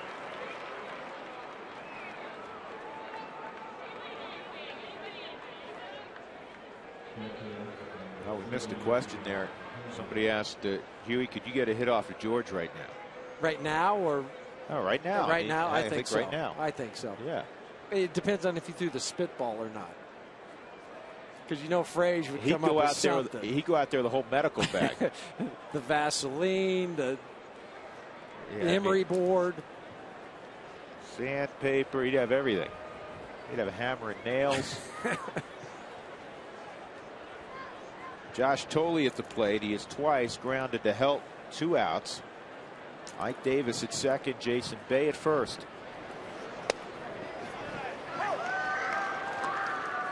But it's also, think about this now, it's also extra pitches for this inning. With the air, you should be back in the dugout getting ready to hit.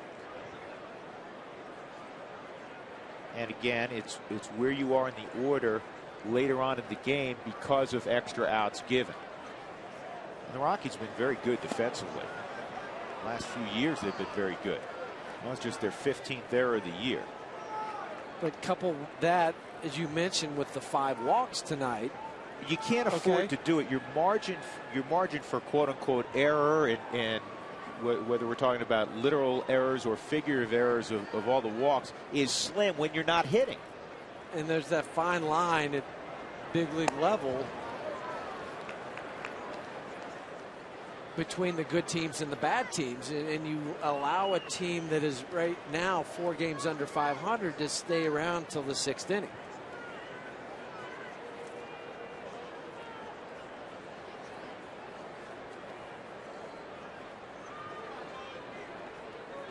Two and one on Tolley.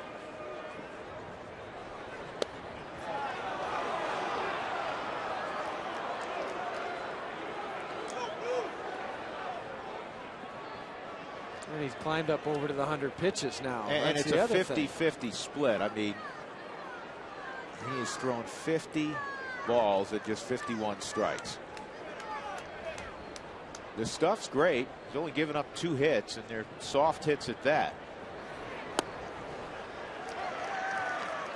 Now the question, Jim Tracy looking at he doesn't have to look at the scoreboard. I mean, he has the numbers right next to him.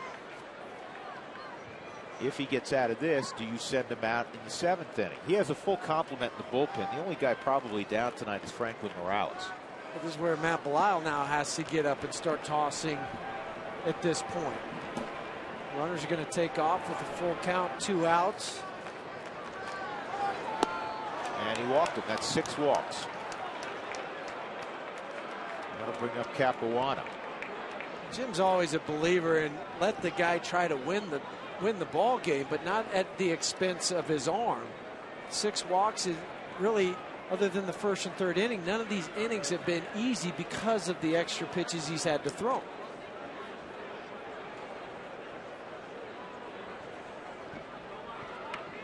One of the stated goals for Yoeli Chacin is to throw 200 innings this year, which for a 23-year-old would be something else, and he's got the strong body to do it. However, if you want to work late into ball games, and he has been. Today's somewhat of an aberration, but he battles fastball command. You can't walk anywhere near the number he's walked tonight. Well, that being said, though, if he gets out of this with only giving up 1 run in 6 innings, with tremendous performance. Tremendous. Especially here. Right, and walking as many guys as he has and throw in the air. And this is a good night to hit. With the wind blowing the way it is.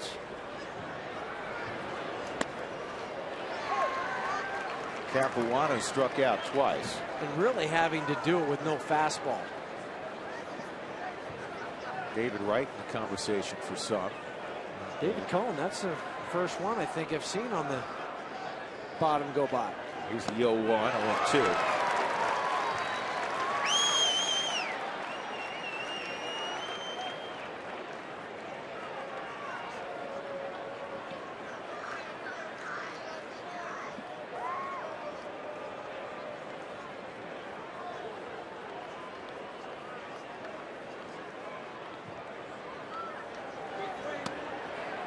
One and two.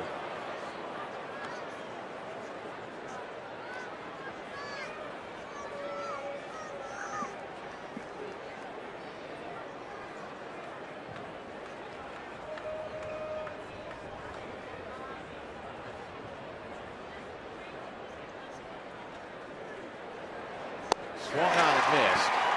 And the Mets leave the bases loaded. They do even the score on the Jason Bay ground ball. Chaussee shaking his head at all the walks.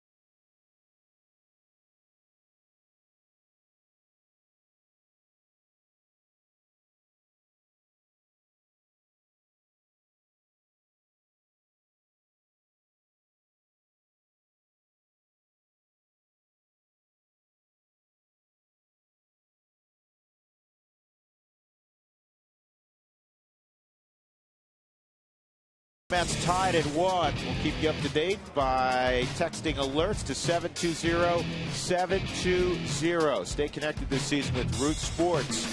Get all your Rockies updates right here. Chris Capuano in the bottom of the 6th will face Carlos Gonzalez, Troy Tulowitzki, and Todd Helton. The Rockies have 4 hits in the game. Johnny Herrera singled in the first, a pop fly single by Tulowitzki in the first. A double by Iannetta and a single by Fowler, producing the Rockies' only run in the 5th.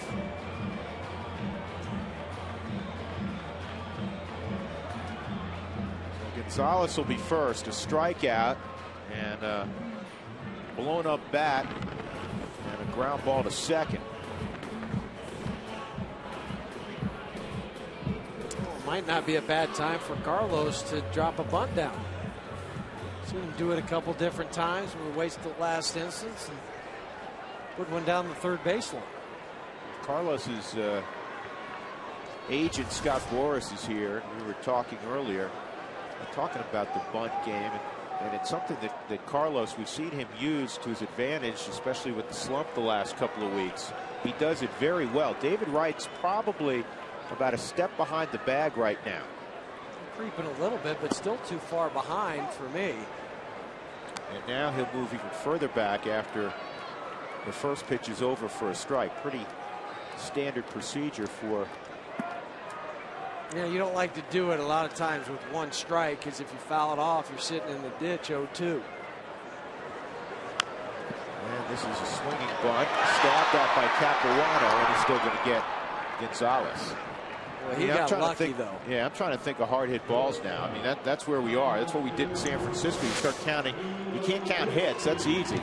Start counting how many balls have actually been well struck. Not many. Yeah, just 3. The one by Jonathan Herrera, Dexter Fowler, and Chris Iannetta. But Capuano, once he drops his ball, you do not go back and get it with your glove. You're supposed to go back. The rule is go back with your bare hand, because too many times you'll go to pick it up and you'll drop it again. He was fortunate that that ball stayed in his glove.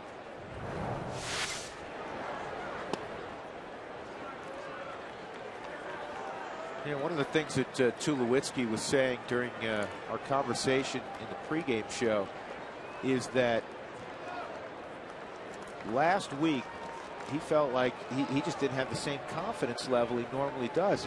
And I said, you know, for the fan at home, that's probably amazing to hear. You know, one of the best players in the game battling confidence. I mean, everybody in this game knows you're going to have your 1 for 15s, right?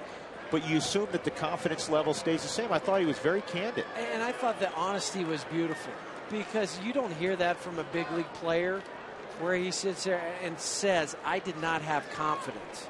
A guy like Troy Tulowitzki that has his ability, but it just shows you how fragile the mind is at times in this game, where he could say, going into a game, boy, I don't know if I've got it, all right, whatever the case may be. But to hear him say that was refreshing, wasn't it?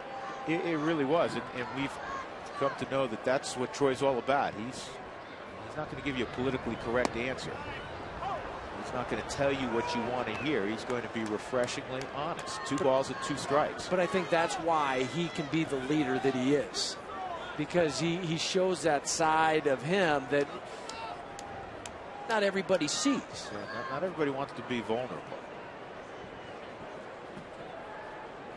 Most do not. 1 out, 2-2 count on Tulowitzki.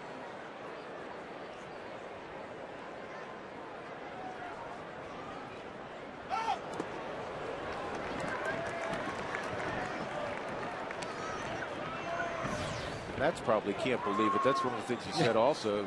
He was 10 for 15 against the Mets in that 4-game series. Hit a home run in every game at Citi Field. 8 RBIs. He has not hit a home run at home this year. That's shocking for a guy that has 8.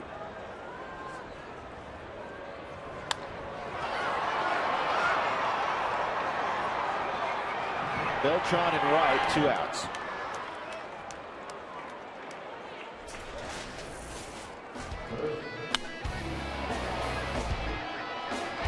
Well, great numbers against the Mets at Citi Field.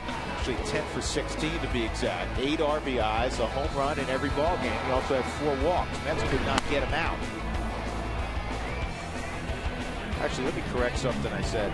He does have 2 home runs at home. He has 6 out on the road. But that's still surprising. I think they might be flip-flop.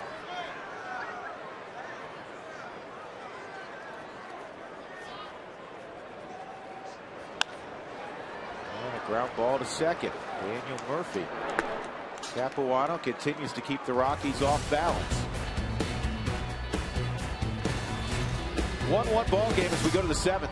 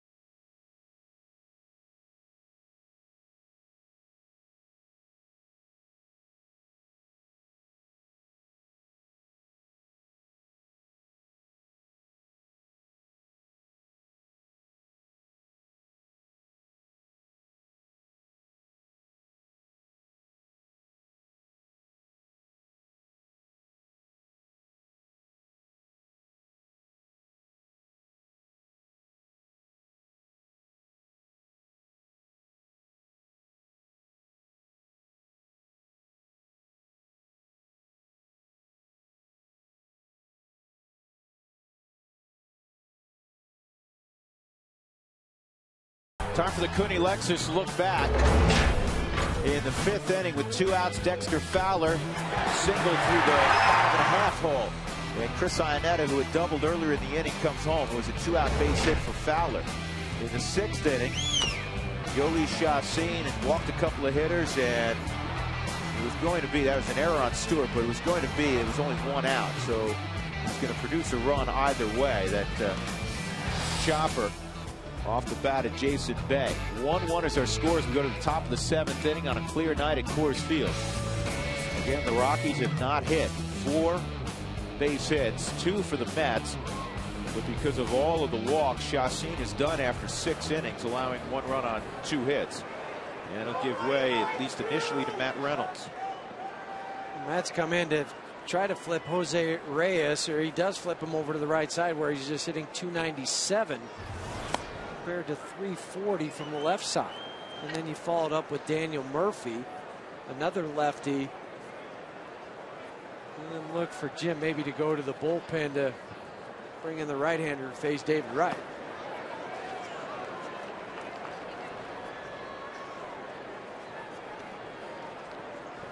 You know, if you're at home wondering, Jim Tracy is going to do this. This is how he learned the game from Moises Alou. You try to win the game in 9 innings. Felipe. I'm sorry. Well, you know, Moises was there. He had some influence. No, from Felipe Alou. You were in that organization, the Expos organization at the time, and that's how you do it. It's going to give you your offense the best chance to win also. Hopefully you keep. He swung at that. Yes, he did. You keep the other team off the board by matching up out of your bullpen. And that's what he's doing, because he's. Plus, you have the last at bats. Felipe was my manager in A-ball, and he said, let's win this thing in 9 innings. Let's not hold anything back for the 10th or 11th. We'll draw it up again if it gets to that point.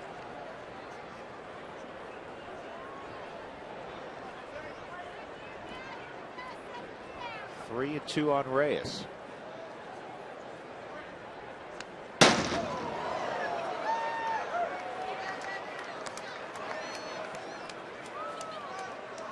The other thing, too, with Reyes having to hit from the right side now, he's going to be a step further away from the bag. So a ball that he might be safe hitting left-handed could be out hitting right-handed. Well, here it is. And Stewart, a nice pickup, and the throw took Helton into foul territory. But Todd, not an easy play for a first baseman, because you have the runner coming down the line, but he stayed on the bag, made the catch, and got the out. And he got it because he got rid of the ball quickly. Ian had to come and field it, and Todd with the footwork over at first. You know Reyes is bearing down on you. You shuffle, you move, you get him by a step. And that's why he wears gold. And right now, if it's the early favorite for a Gold Glove first baseman would be Todd Helton. You can't argue with what he's done year in and year out. Daniel Murphy with a strike. He's 0 for 3. Top of the Mets order is 0 for 10. By the way, righties now against Matt Reynolds, 1 for 10. As you look at your former manager, Terry Collins. 1999. Maybe I was part of the reason why he got fired that year. Not according to what he told me before the I enjoyed playing for Terry. You know, there was a lot of guys that weren't happy with him, but to me, he was a guy that all he asked for you was to go out and play hard and hustle. The audacity. The audacity of a manager to tell you that.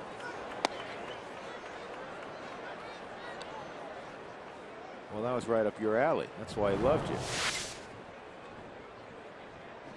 This foul ball. Who came up with that fun? Bounced around like a pinball machine. 3 and 2 count on Murphy. No, let me have it. No, you get it. Caught it without a glove. Nicely done. It's got her purple on. I like it.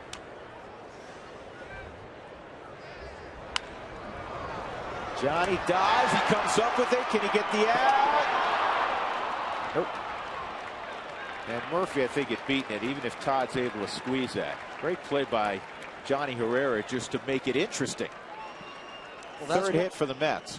I always tell young kids, dive because you never know what could happen. Johnny dives, he gets it in his glove, comes up, just couldn't quite get enough on it. Murphy was going to beat that out. Even Todd comes up with it. But another play from Jonathan going to his right.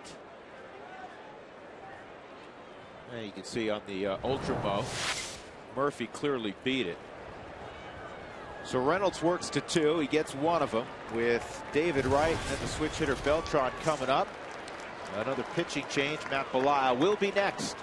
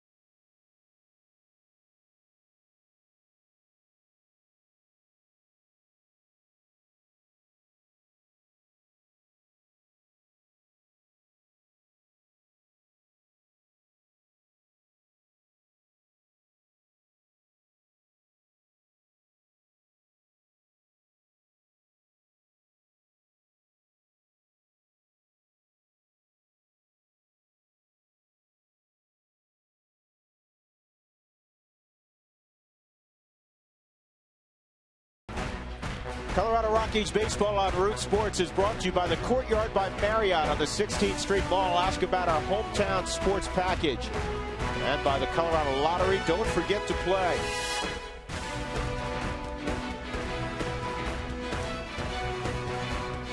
Coors Field on a Monday night, first of 3 ball games with the Mets. The Rockies swept the Mets in a 4-game series at Citi Field, second week of the season. Matt Belisle is on here to try to get the last couple of outs in the 7th inning. David Wright at the plate. Daniel Murphy with an infield singles at first. Pretty tight zone for Mike Winters tonight. There's really not been too many corners on it.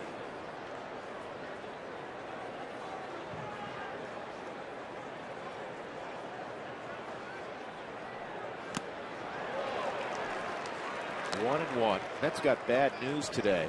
Chris Young has been pitching well. The former Padre who's battled back from injuries, really inactive the last couple of years. Pitched a couple of gems for the Mets. He has a torn anterior capsule in his right shoulder. Basically the same injury that Johan Santana had. Santana had surgery last mid-September. He's working his way back right now. So in all likelihood, though, Young's going to get a second opinion. Young's going to be gone for the year. And one of the Mets' top prospects, and they don't have many. That hard-throwing Henry Mejia, he's going to have Tommy John surgery. And it might go back to that point we were making earlier. They might have to make a trade with the Reyes to replenish. No swing. 3-1. Yeah, Chris Young battling that shoulder, and not only going to miss this year, but there's some, 2 years from now, who knows if he's going to be able to make it back. Let's hope he does. He's a very nice guy, and you never wish ill will on anybody. The shoulders are a tricky, tricky thing.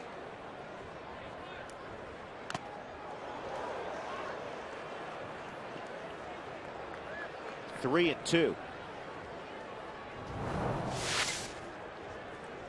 Foul tip off the bat of David Wright, a little tardy, then off the mask of Chris Iannetta. Good look from the Ultramo. Just barely nicks it enough to put it over the top of Chris's glove. And the ball ends up about halfway back out towards the mound. And again, Chris is old school. He just has the mask over the helmet. They're going to run Murphy.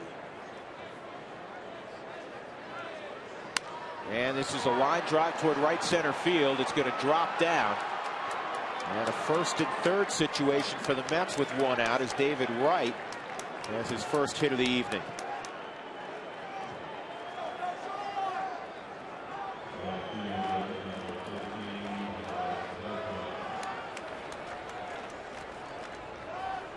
Tough out coming up in Carlos Beltran. Wells Fargo customers get your 2-for-1 Rockies tickets today by going to wellsfargo.com/Rocky. See a Wells Fargo banker for details. Wells Fargo Bank, member FDIC. 1-1 ball game in the 7th. This has followed, unfortunately, a very familiar pattern. Next to no offense for the Rockies, and well, we got another strong performance from a starting pitcher. It comes down to the bullpen. Well, or the chance to tack on a lot of runs early in the game. We had the bases loaded, and instead of putting all the pressure onto the pitchers, if you extend that lead early, then you start to relax a little bit more. Happened down in Arizona. Who was it? Ian Kennedy. They let him hang around till the 6th inning or so when they could have just lit him up and put up 6 or 7 runs on the board. Guy at the plate's a professional hitter and a very good hitter. And he surprised many in New York because he's been out for such an extended period of time by swinging the bat as well as he has so far this year. Beltran first and third, and he takes a strike.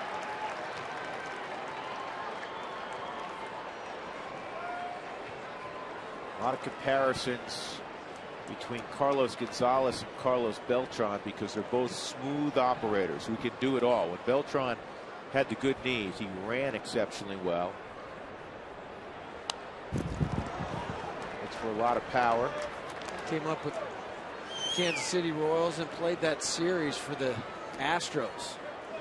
And that's just, I mean, basically. I think that series, honestly, going back, probably made him an extra $30–40 million. He had 8 home runs in the postseason.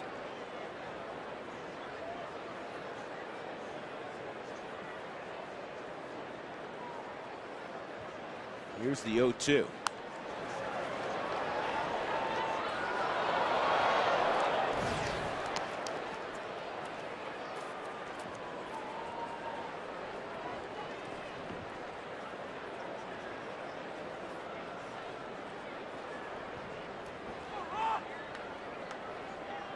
Another quality start for Rockies pitchers. 7 in a row now.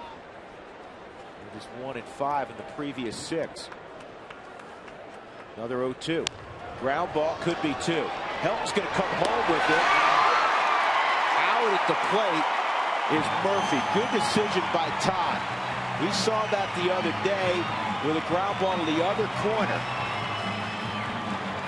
Helton felt like there's no way I'm going to turn 2 with Beltran running out of the box. So I'm going to go home. And his momentum is going towards the plate. That's the other thing that helps him make his decision. When he ends up, he's only probably about 75 feet from home plate. I don't know if he's out. Well, he might have caught a break here, too, because he looked like he slid out and around that, and he tagged him on the rear, but the throw had beat him so badly that he was called out at home by Mike Winters. Chris sticks his foot there. It's tough to tell from that angle. Was his foot in the air? Did he get him on the backside before that foot hit or not? But absolutely the right play for Todd to come home instead of trying to turn 2 and not sure if you can get the double play. Another tough out. Ike Davis at the plate.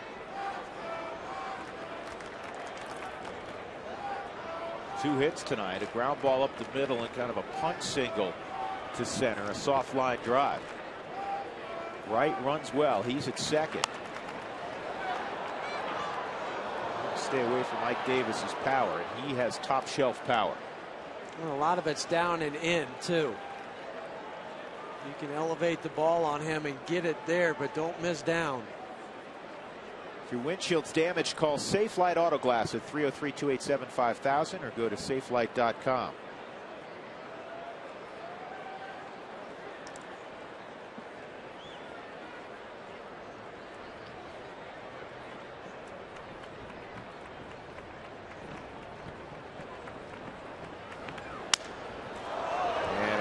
Play for help. He'll run to the bag. Todd's played a great game defensively. He cuts down Daniel Murphy at the plate with a perfect throw to Chris Iannetta. It remains 1-1.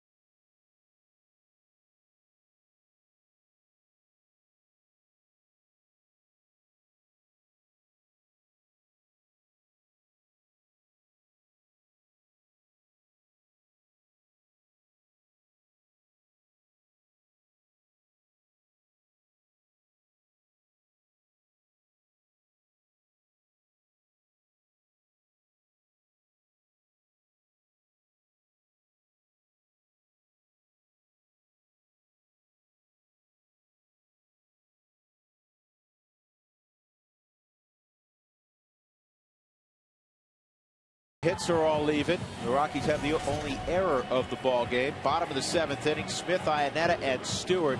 Chris Capuano still out there as we check in with Alana Rizzo.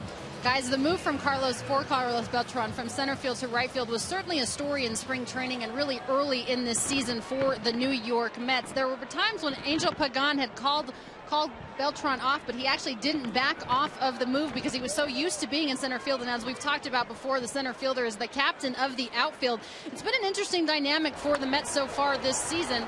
So Smith with the ground out here from second to first. And he also said, you know what, I have a great deal of respect for Angel Pagan, but really, Angel Pagan absolutely idolizes Carlos Beltran. Beltran invited him to his house in Puerto Rico for a couple of years to train, and it's kind of now that Pagan is essentially taking Beltran's job. So, as I mentioned, an interesting dynamic there. Now, Beltran also had a funny joke when he first saw Pagan play in center field. He said, I never realized how much you actually have to run in center field. He said, if I would have known that, I would have gone to right field years ago to save his arthritic knee. So an interesting dynamic there in center and right for the Mets, guys. Yeah, but of course Pagan is still injured right now. So they have Jason Pridey at center field, 27-year-old who spent a lot of time in the minor leagues. And to his credit, he's come up and done a good job. 1 ball, 1 strike. Iannetta a double last time up, and that was a milestone of sorts. The Rockies went through the Giants series with 1 extra base hit. Tulowitzki's home run in the 2nd inning on Friday night against Matt Cain. There was a couple balls that on normal days, though, would have been home runs. I think Ian Stewart's ball on Saturday. Carlos Gonzalez's ball with the sacrifice fly. He hit that one well.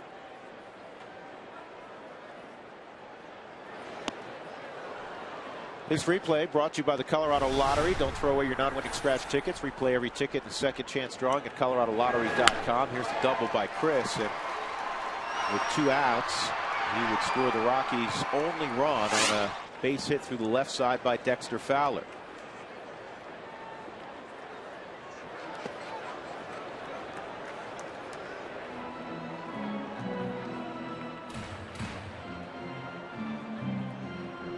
I asked Chris tonight, yesterday, when they faced Ryan Vogelsong, did he locate really well, or was it the Rockies didn't swing the bats well, or a combination? And he said, you know, I want to give him credit, but it's probably a combination. And I think after this game, as this ball's drilled to left, stay fair, get up and get out.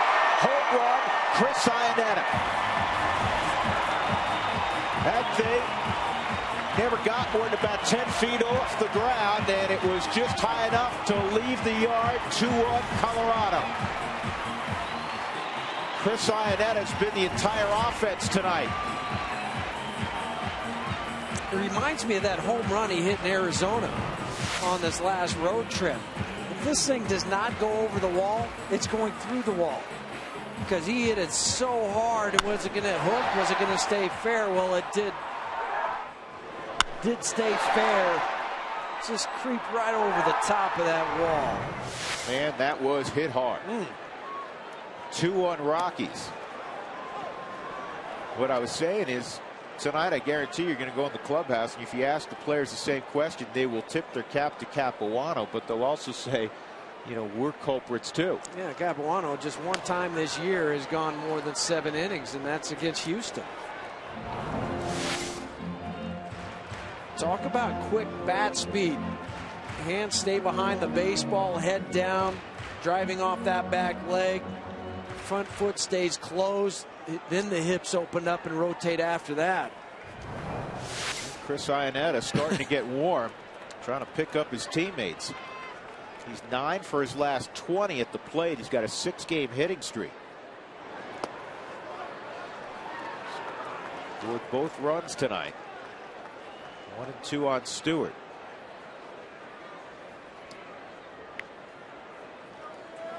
During that streak, hitting close to 500 now. Rafael Betancourt, the 8th-inning guy. And this is punched to center field, and Pridey's going to get there. Ryan Spilborghs will pinch hit for Belisle.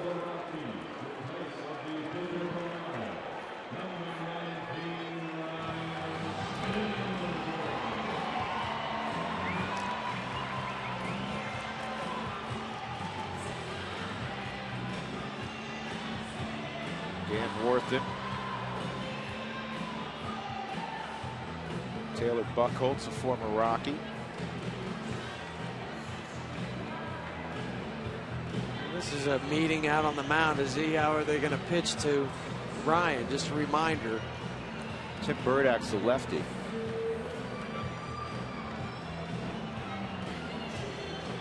Ryan on the year. He's the leader as far as pinch hits for the Rockies with 3. Well, this is another area the Rockies have to improve on. It's really 3 for 12. The rest of the ball club just 2 for 30. Yeah, they have one of the lowest averages among teams in terms of pinch hitting in the National League, and you look at the group they have typically coming off the bench, you wouldn't think that. Now with Spilborghs, Giambi. You know, at times Ty Wigington. And good news on Ty. Talked to him today. That intercostal or whatever they call that muscle that always gets pulled nowadays, feeling good. Hopefully in the next couple days he'll go out on a rehab. He's been taking batting practice out on the field, took ground balls today, really full baseball activities. The only thing Jim Tracy said he wouldn't be doing as active leaders, and supports the point we were making about the Rockies, you'd assume would be much better. The only thing Jim Tracy said he wouldn't be doing before the game today is sliding. No need to do that. Well, you know, typically you don't see a guy sliding during batting practice. Ryan Spilborghs does. Yeah, you know what? He needed a new uni about halfway through BP today.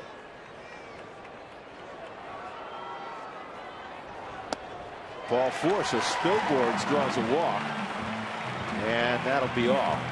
Capuano has reached the end of the line after going 6 2/3. Terry Collins will go and get him. With Dexter Fowler coming up, he's not retired Fowler yet.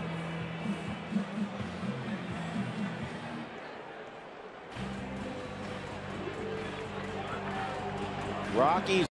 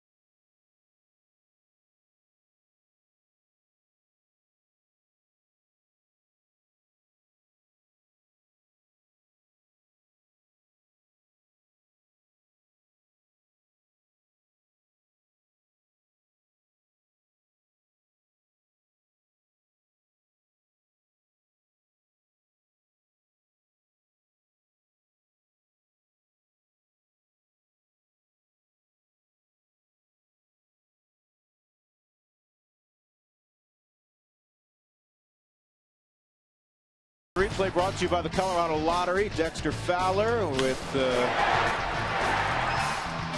game scoreless knocks in Chris Iannetta. And Jack Donnelly, Banner Jack, hopping out of his seat. Don't throw away your non-winning scratch tickets. Replay every ticket in a second chance drawing at coloradolottery.com. And Dexter Fowler coming up again. Well, the Mets, for many, many years early in their existence, had a guy known as the sign man, had professionally done signs. He's very witty. Jack doing the same thing here at Coors Field. Got one for Dex. He sits down the left field third base line.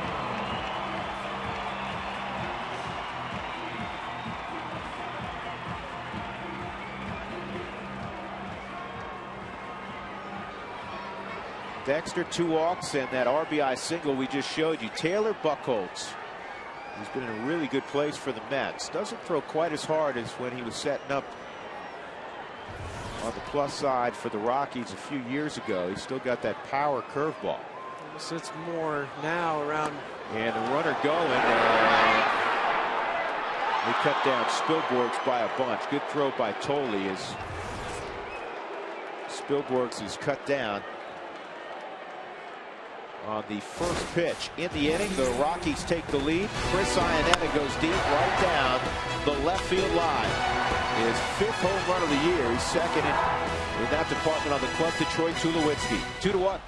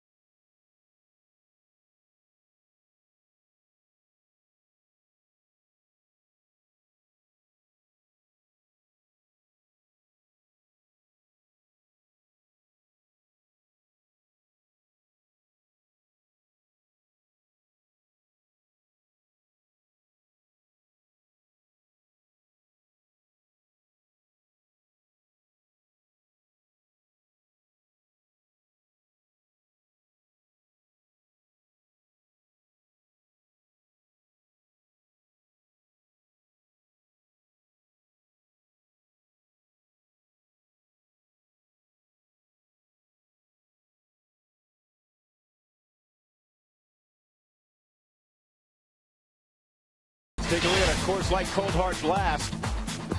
Chris Iannetta got a fastball up and in, and he drilled it just over the left field wall down the line. 5th home run of the year. The Rockies have a 2-1 lead. As they'll hand the baseball off to Rafael Betancourt. 2 extra base hits tonight for Chris Iannetta, a double in that home run. Upstairs with Jeff Houston, I'm Drew Goodman. Yes, you'd like to have 5, 6 or more right now, but you're going to have Betancourt in the 8th and Houston Street in the 9th if the Rockies can keep it the way it is. And thank goodness for Chris tonight. The double and then the home run that he just hit. And now it's up to the bullpen to do their job. I know, yeah, you would like to have 4 or 5, but this is what you're dealt. You're dealt with a 1-run lead. Finish it off. Rafael Betancourt has done, by and large, an outstanding job for the Rockies. And even the other night when he gave up that 2-run hit that tied up the baseball game, he threw that fastball exactly where he wanted it against Nate Shearholtz, and Shearholtz just kind of poked it down the third base line. What's Shearholtz? A pull hitter. And he just slapped one past Ian Stewart down third. Sometimes the other guy wins. And Shearholtz won in that battle. He threw it away. Rafael went to his strength. What is his strength? Working fastballs away to every hitter, whether it's righty or lefty. And Shearholtz just hit it where Ian Stewart wasn't. Jason Bay took ball 1.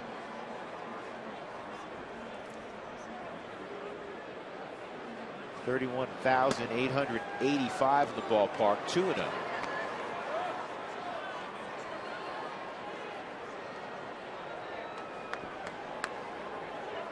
It's the 4th time that Jason Bay has faced Rafael Betancourt in his career. 1 hit off him previously.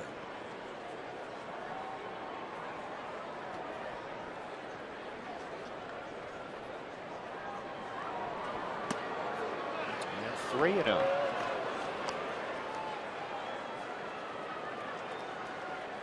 Matt Belisle's a pitcher of record for the Rockies. On the plus side, Capuano has a hook right now. Yoli Chacin, who entered the ballgame 4-2 in 6 innings, gave up just 1 run on just 2 hits. He walked 6, though. Struck out 5. He'll get a no decision.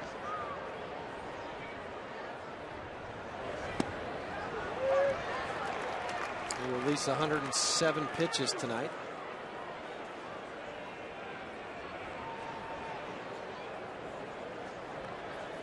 Rafael Betancourt's tied for the major league leads in holds with 9.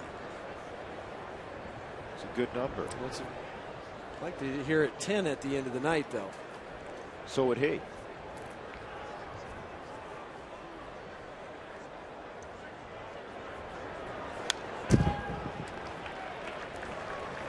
Fastball cruised over at 94. 3-2.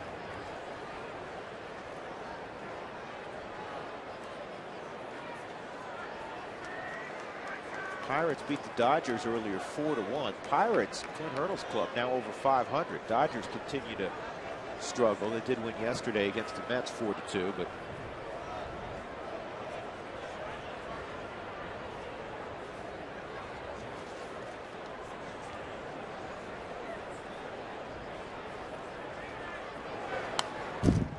two fouled off again. The Dodgers with the loss, 16-20.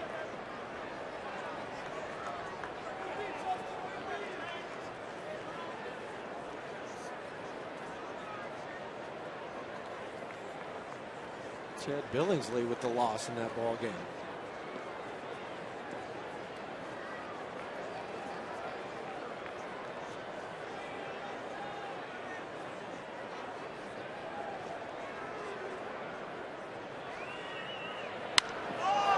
High fly ball to deep center field. Fowler going back, still going back, and right in front of the wall, he makes the catch.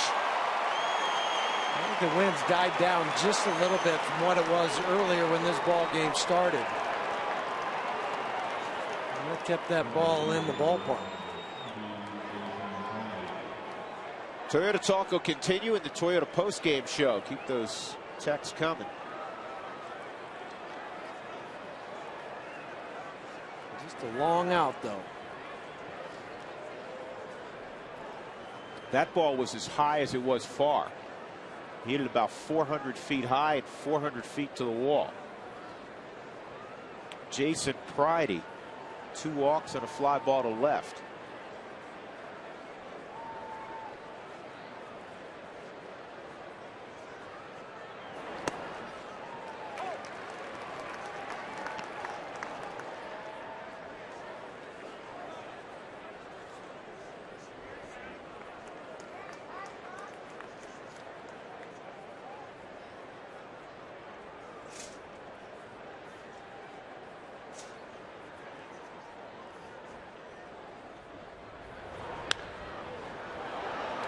This one not quite as deep for Dexter. 2 outs. 2 gone, and Josh Tolley will come up. Fans, May 15th is strikeout stroke day at Coors Field, the game against the Padres. All fans will receive a magnet to help recognize warning signs of strokes. May 15th, strikeout stroke day.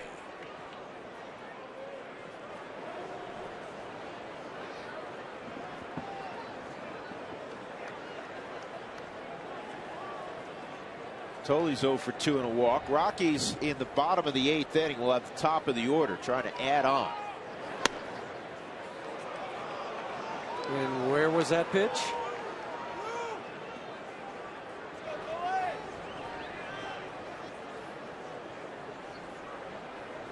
I guess it was off the strike. Just the way Chris was holding that pitch. Framed it, did everything he needed to do.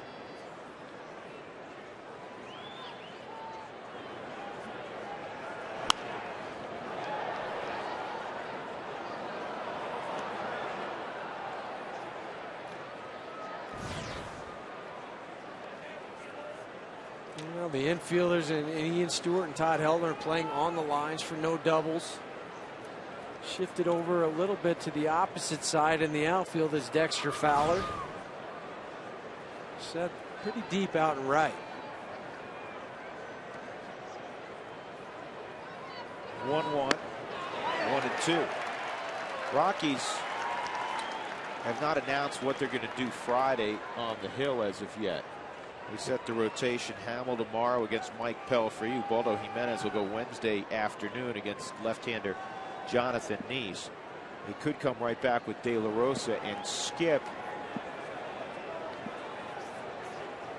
Clayton Mortensen. The Mortensen's throwing the baseball really well.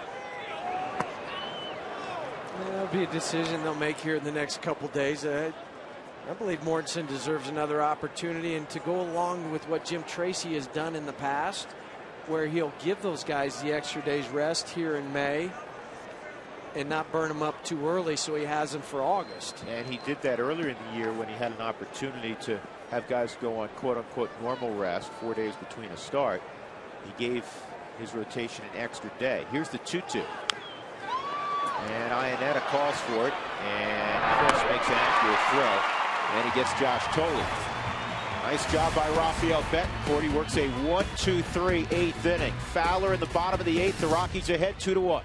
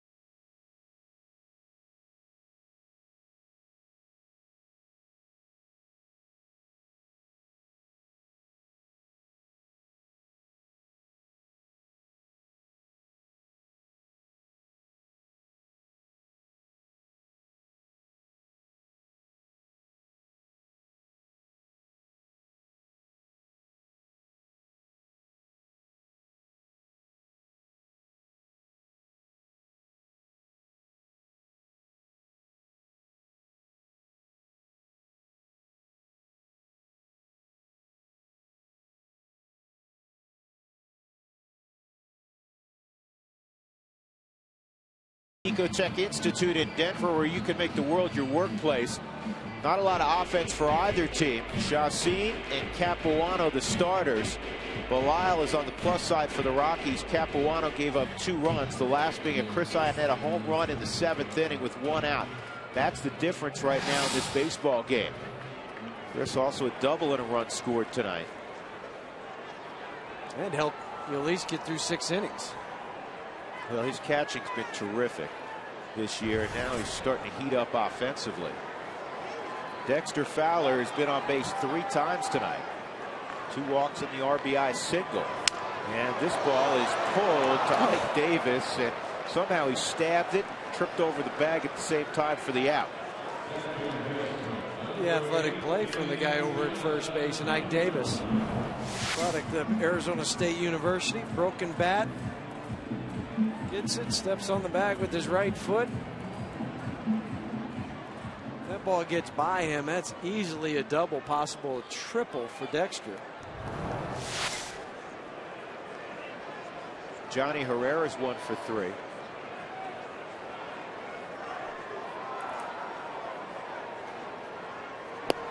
Yeah, Johnny quietly swung the bat well tonight. He had a line single, and then remember he crushed the ball right-handed to deep left on a line. It was caught by Jason Bay.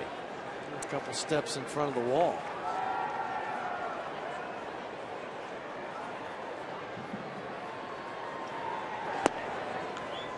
1 ball, 1 strike. Last fastball from Buchholz. When he was here, before he had the Tommy John surgery, he would sit anywhere from 93 to 94 miles an hour. Still has that good curveball, as you had mentioned earlier. But just not quite that extra zip back on the fastball. Well, we were talking about that today. And he said, you know, I don't know if I'll ever get that same fastball back. He said, but I'm okay with it. Well, it's been a couple years now, and typically it would come back if it was going to. But he's figured out how to pitch now without it. Still got that tremendous power curveball. You know, listen, 91 you got to respect, right? Yeah. Well, when you have that curveball that'll fall off the table, you just like it rolling across the kitchen table and then it drops down. That's how his curveball looks. Tom Gordon, he reminds me a lot of Tom Gordon in that respect, that the fastball seems faster, but the big overhand curveball, Tom Gordon had that. Taylor Buchholz has it. There it is. There it is. When you can lock up and have a left-handed batter buckle, you know it's good. Yep.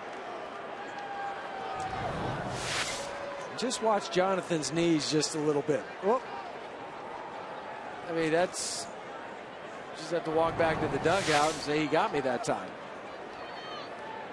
And with Gonzalez coming up, Terry Collins is going to bring in a lefty. We'll step aside. 2-1 Rockies on the Iannetta home run.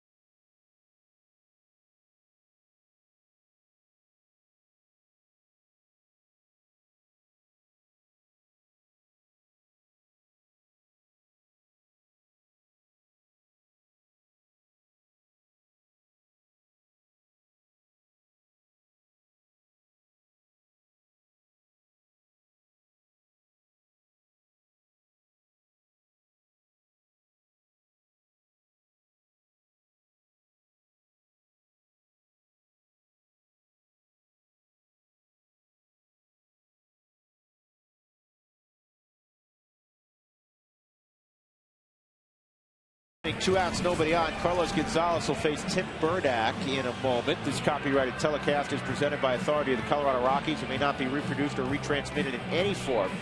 And the accounts and descriptions of this game may not be disseminated without the express written consent of the Colorado Rockies. Almost 32,000 in the house here on a Monday night.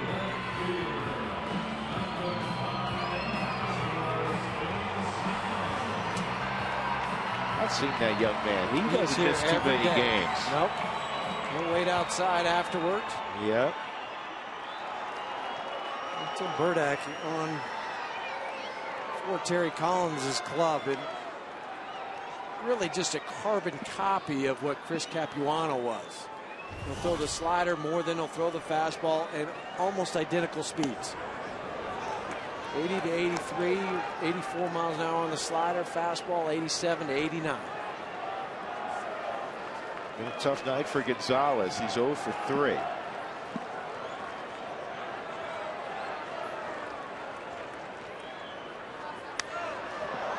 he's going to be 0 for 4.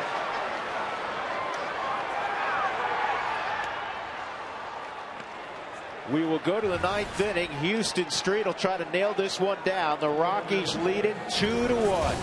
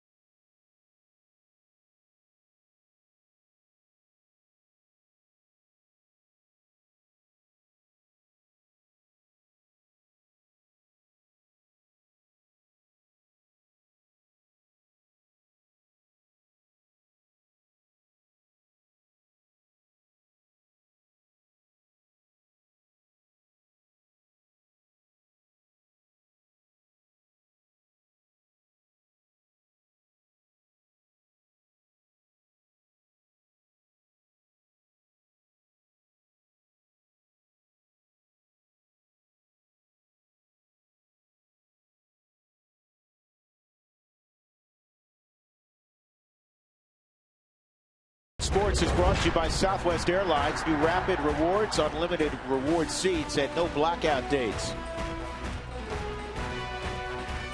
Yeah, Rockies came home looking for more offense. They haven't found it yet, but most importantly, they have a lead in the 9th inning. It's 2-1. Houston Street looking for 3 more outs. We're looking for a preview on what's to come after the ball game. Here's Tom Helmer. Tom. Yeah, Drew, we're going to talk about extra credit. Chris Iannetta with a couple big extra base hits. The difference in this ball game so far. Also walked the line. Yolis Chacin got himself in some trouble in a few spots with 6 walks on the day. Able to get out of it, though. Hopefully the Rockies will walk away with a win, and we'll be in the clubhouse to talk with the team after the ball game. Drew? All right, Tom. We'll look for that. Don't forget Toyota Talk continues as well in the post-game show, so keep texting in your comments. Houston Street 11 for 12 in save opportunities. Well, those 11 saves are tied with Leo Nunez of Florida and Mariano Rivera of the Yankees. One he has blown was that game back on the 5th against the Arizona Diamondbacks. Gave up a couple home runs in the 9th inning. Well, he's going to get Willie Harris pinch hitting in the pitcher spot, and then Jose Reyes, Daniel Murphy. If anybody gets on, David Wright would hit. It's very unusual if the closer gets anything but the thick part of the lineup. That's the way baseball. Yeah, it just always works that way, doesn't it? That's the way it was diagrammed. Yeah, Willie's 0 for 12 off the bench. Stewart comes in on the grass. Willie Harris has some pop. From the Washington National. Jackie Robinson's hometown, Cairo, Georgia. And this is going to be a base hit. Excuse me, swing. Looked like a slice backhand. So the tying run is on.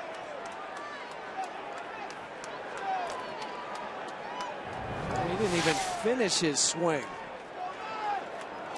That's like a check swing that you go down to appeal at third base. And the third base umpire with that swing would say, no, he didn't go. No, he didn't. That's what I'm saying, but yet he got a base hit. And now you're really in a hornet's nest with Reyes, who is very difficult to double up.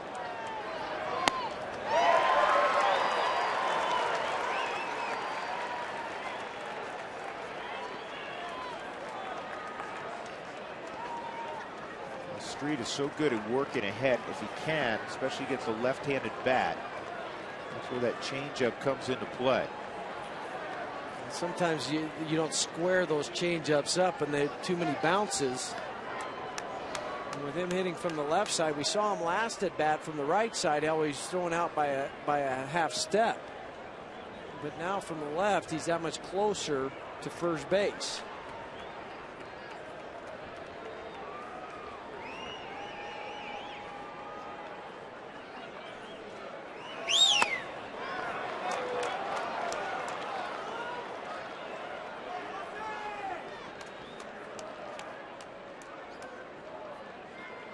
I think Street just reconfirmed with Tulowitzki.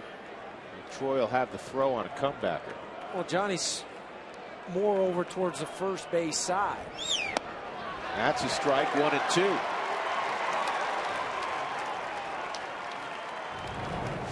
You have to be able to hit your spots and location. It went up, and now he goes back down.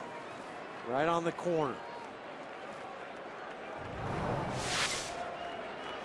Change up 1-2. And work down in that same area where you just threw the fastball. Get him to fish for it.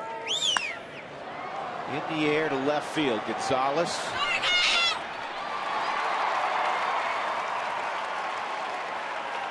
And Reyes 0 for 5 in the game.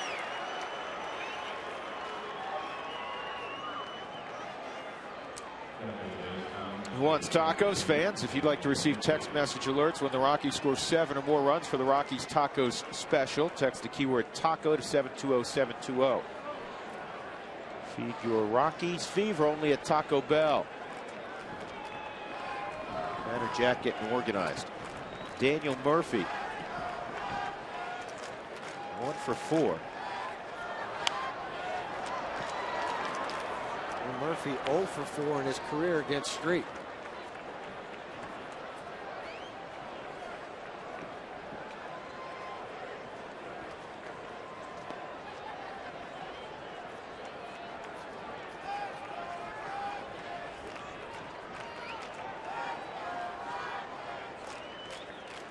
There goes the runner. Ionetta's throw to second is in time. Chris Ionetta cuts down Willie Harris for the second out.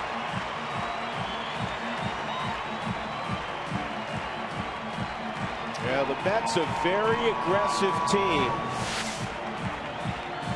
And this time they get burned. How about the throw from Chris on the money to Troy? And this is an easy tag. You just wait for the guy to slide into him. What a night for Chris Ionetta. 2 hits, including a home run, and throwing out the base runner here in the 9th inning. Terry Collins gambled. 2 balls and a strike. And Chris now throwing out 35%. Which in this day and age is a big number. Well, and think back to last year, just at 22%.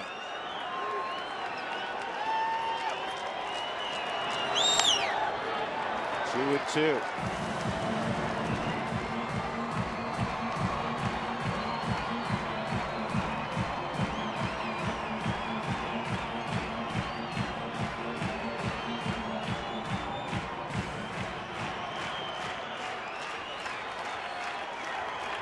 Rockies a strike away.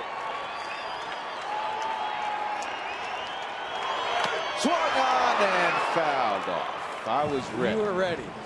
4-game losing streak. The Rockies do that to you, almost put to bed right there. Just nicked it enough. And that was right off the end of the bat. This almost came up and hit him in the face. We've seen that before. 2 and 2 on Murphy.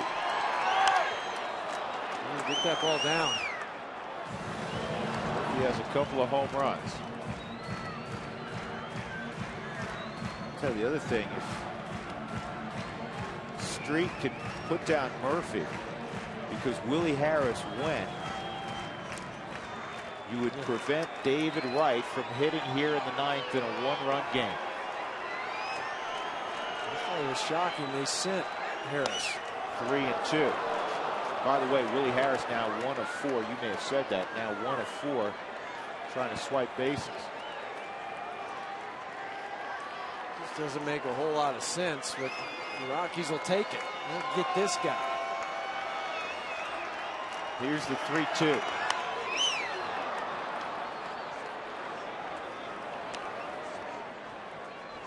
Get back to working down into the zone. The last couple pitches have been up and staying flat. Street has such supreme confidence in that changeup for lefties, and he'll throw it behind in the count as well. That's what Iannetta wants. Street shook it off. He'll go fastball away. Here's the 3-2 again.